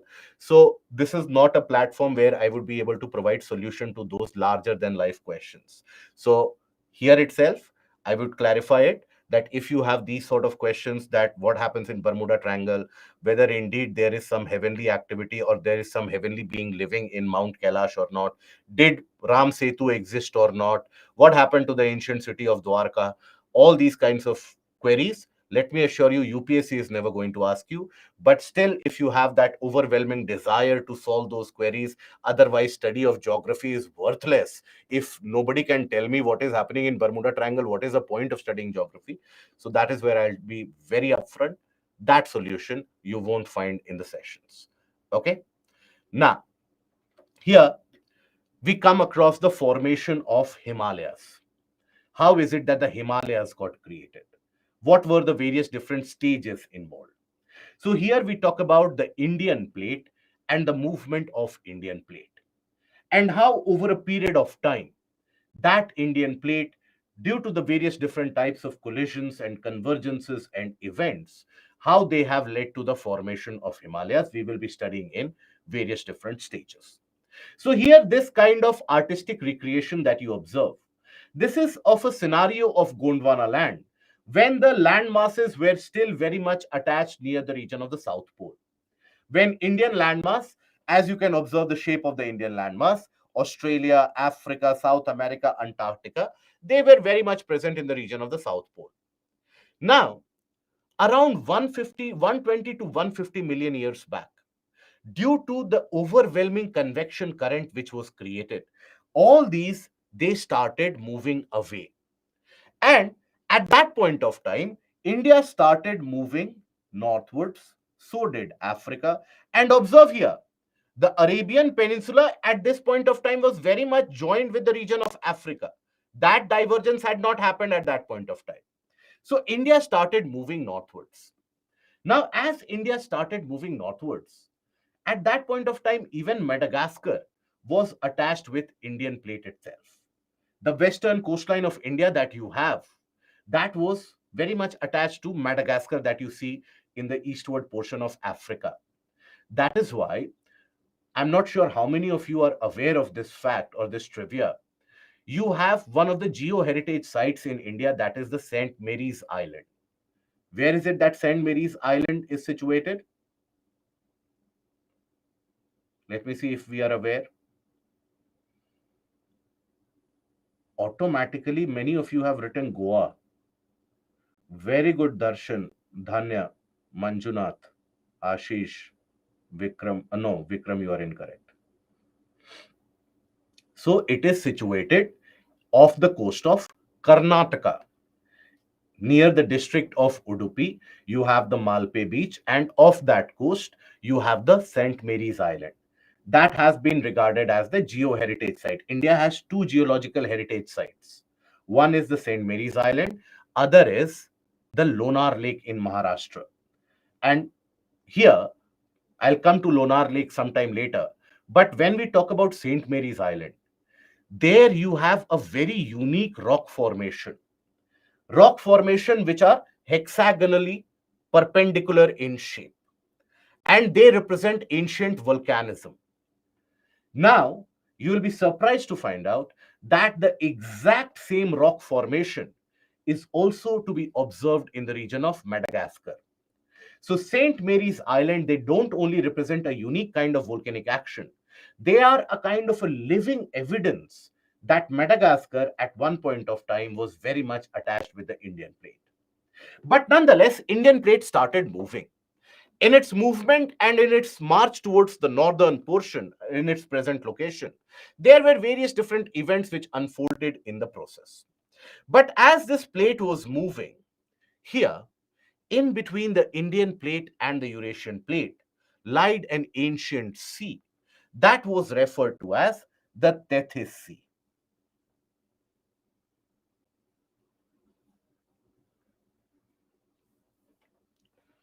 You had the presence of an ancient sea known as the Tethys Sea. Now, the rate at which the Indian plate was moving was incredibly fast. It is something which we still don't experience today. In those days, yes, there were significant amount of volcanic activities, so they were still witnessed. The rate at which Indian plate was moving at this point of time was close to around 20 centimeter per year. With that rate, Indian plate was moving northwards. You can imagine. Now, as the Indian plate moved northward, you had the Eurasian plate, you had the Indian plate approaching it very quickly. Eurasian plate was moving southwards, but at a very slow speed. Around 1 centimeter per year was the movement of the Eurasian plate.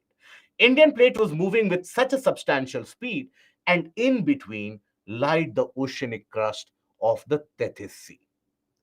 So, here, let us recreate that entire schematic and let us try to understand what happened step by step. So, we talk about the formation of Himalayas.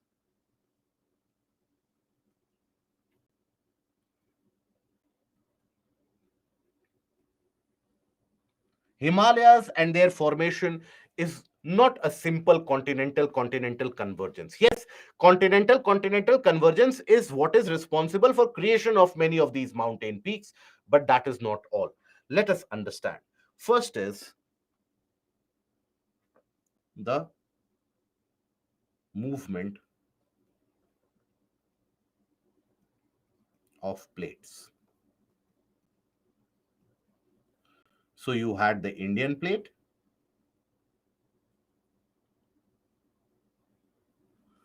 you had the massive Eurasian plate,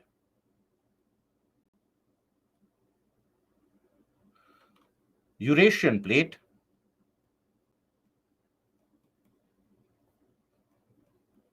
was moving at a meager rate of 1 centimeter per year. This Indian plate was moving at an incredibly high speed of close to around 20 centimeter per year. In between them lied that ancient sea, and that is the Tethys Sea.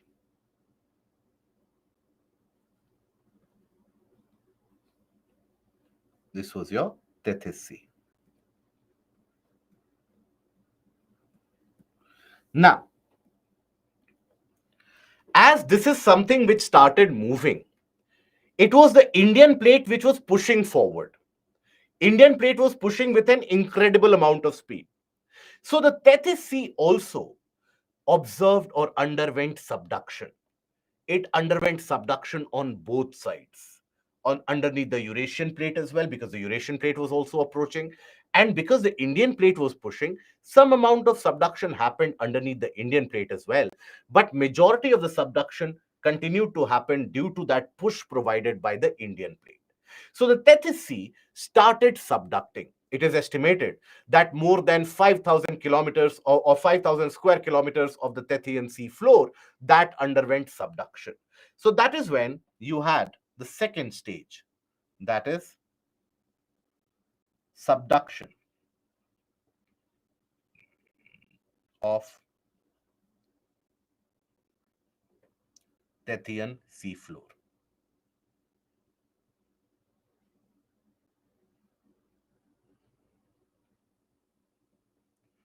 So here,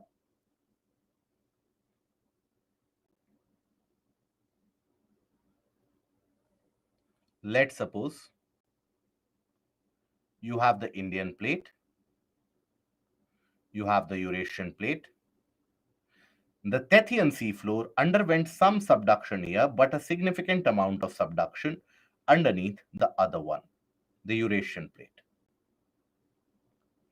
Now, whenever there is a subduction of the oceanic crust, it is followed by what? Volcanic eruption, formation of slight amount of fold as well. So here, that is where you had significant amount of volcanic eruptions which happened. Some amount of volcanic eruptions happened here as well. Right? And already you would observe that the Tethys Sea has started narrowing. The Tethys Sea has started becoming smaller and smaller. Now, if I ask you another question from simple and sheer logic, in the second stage, do you think the speed of the Indian plate would have been the same as compared to the first case? Do you think the speed would have increased, remained same, or would have decreased? What do you think would have happened?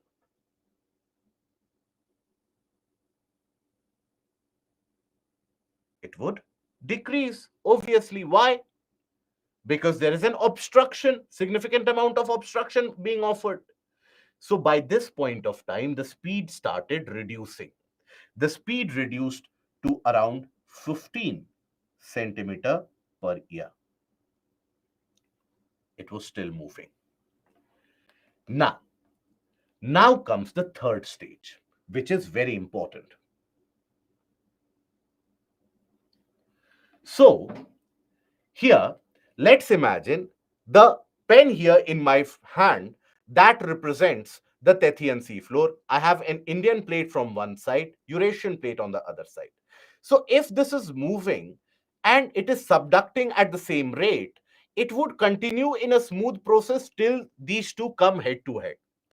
But what about a scenario where the rate of movement of the Indian plate is much faster and the rate of subduction is not at the same rate? The rate of subduction is slow and the rate of movement of the Indian plate is much faster. What would have happened in that case? What do you think? In that situation, the Tethyan seafloor would experience significant amount of compression, isn't it? They would get significant amount of compression. And why? Because it is not being able to get subducted at the same rate. Indian plate is continuously pushing. So the Tethyan seafloor getting compressed from both the sides was actually compressed and pushed upwards. So that is what is the third stage. And that is what is referred to as the upliftment.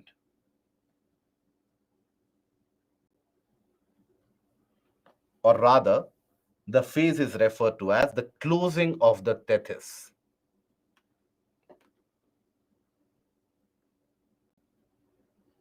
Of Tethys.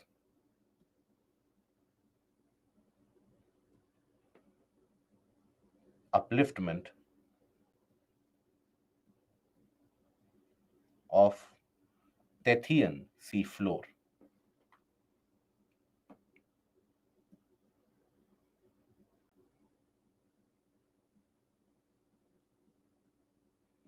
Okay. So in this case, what do you observe?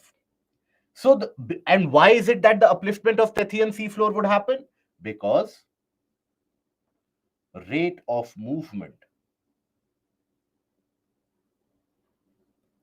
push by the Indian plate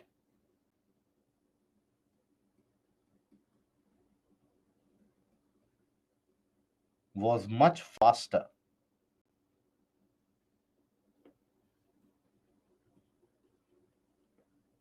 as compared to the rate of subduction of the seafloor.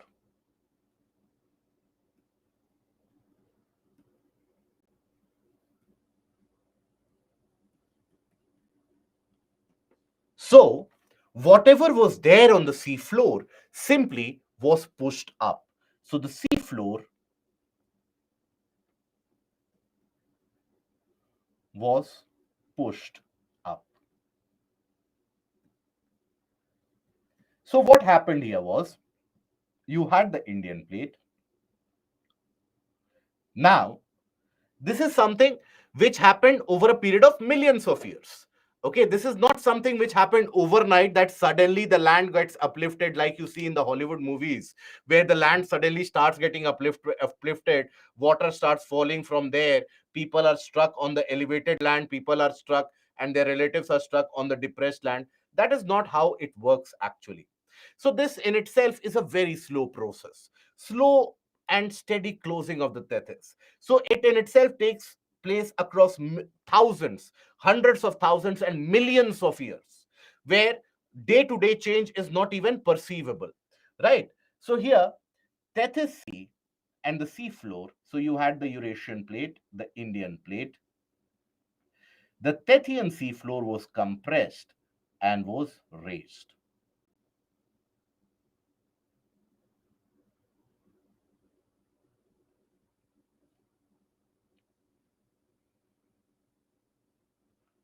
Uplifted seafloor. How do we get to know that indeed this has happened actually? So basically, we will come to it. In fact, let us look at another stage and then we will come to it. So this is where you have the uplifted seafloor, right? The speed of the Indian plate further reduced to close to around 10 centimeter per year, owing to increased resistance offered now not only by the Eurasian plate but also by the uplifted seafloor. This is also one of the reasons why, in the high altitude regions of Tibet, you find isolated small lakes, which still have, many of them still have the presence of saline water, which is attributable to be the remnant of the Tethys Sea. And here, please don't get confused. Majority of the students, they immediately, when I say that many of the lakes are remnant of Tethys Sea, all of them have the same question. That is Pangong So another one of those lakes or a remnant of Tethys Sea? Because when they think about high altitude lakes, Pangong So is the only one which comes to mind. So Pangong So is not a remnant of Tethys, but across the region of Tibet, you have many areas which are nothing but a remnant, many of the small lakes, isolated water bodies, which are remnant of that ancient Tethys upfolding. Now, here, when we talk about this stage, after this comes the fourth stage. Now, fourth stage, in that case, what do you have is you have the presence of the continental crust facing off against each other. So the fourth stage is pure continental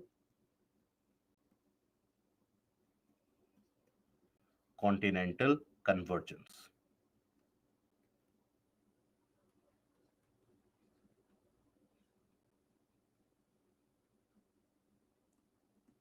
Now, in that case, along with the upfolded Tethyan sea floor, the entirety of the crust started getting folded and the crustal thickening was also to be witnessed. Crustal thickening was also to be witnessed.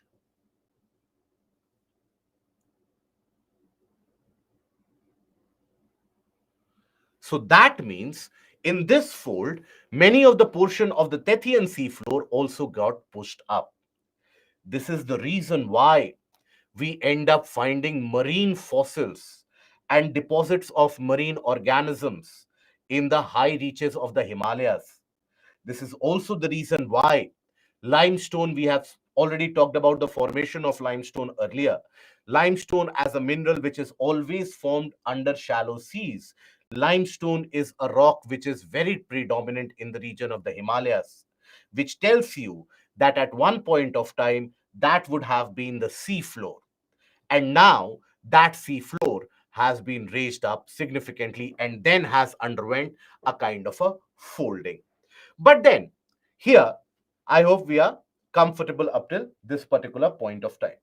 Now, in this case, it is the Indian plate which undergoes slight amount of subsidence.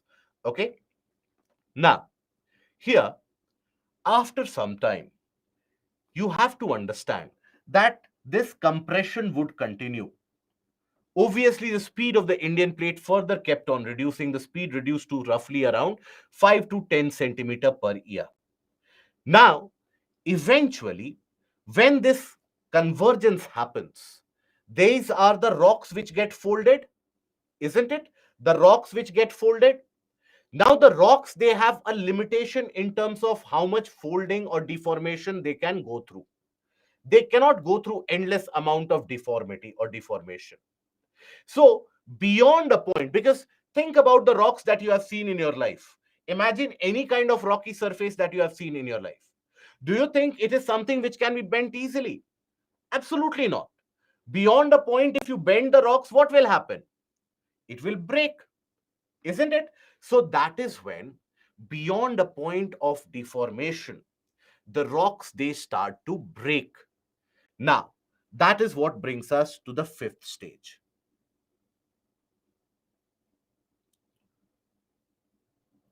Formation of cracks. So in this case, there is an increased compression happening on the side of the Indian plate. It is the Indian plate which is pushing further ahead. So as the Indian plate is continuing to push, it is here that there will be increased amount of deformational stress which will be experienced. So that is where the breakage will also happen. So this is where the rocks basically, they broke.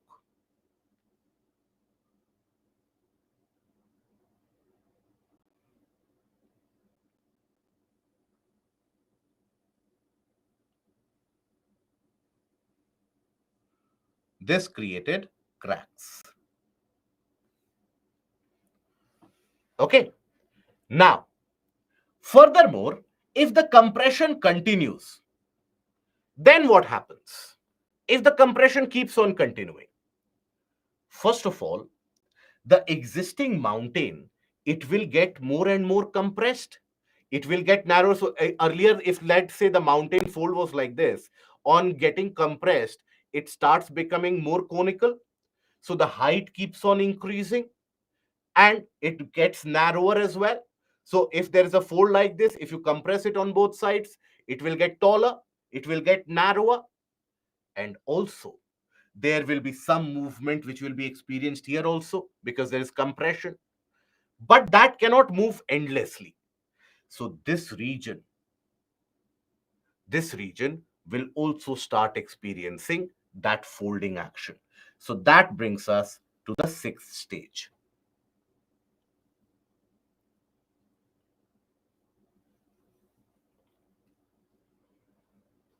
Formation of other stages or other ranges. So as the compression continued, that is where you had the formation of another fold beyond the crack. While the earlier one, it got higher, it got narrower. And then the crustal thickening was anyways happening. Now, again, this process continues, the convergence continues, the rate of movement of Indian plate reduced to close to around 5 centimeter per year. Now, what will happen as this process continues? Can we say that there will be development of another crack? Isn't it? So there was indeed a development of another crack which happened here. And as the further compression continued, it led to a situation where you had formation of another simultaneous range.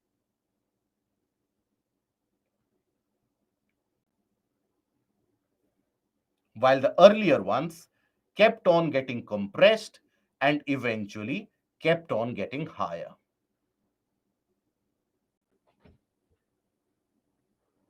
So that is what you have as the various different stages.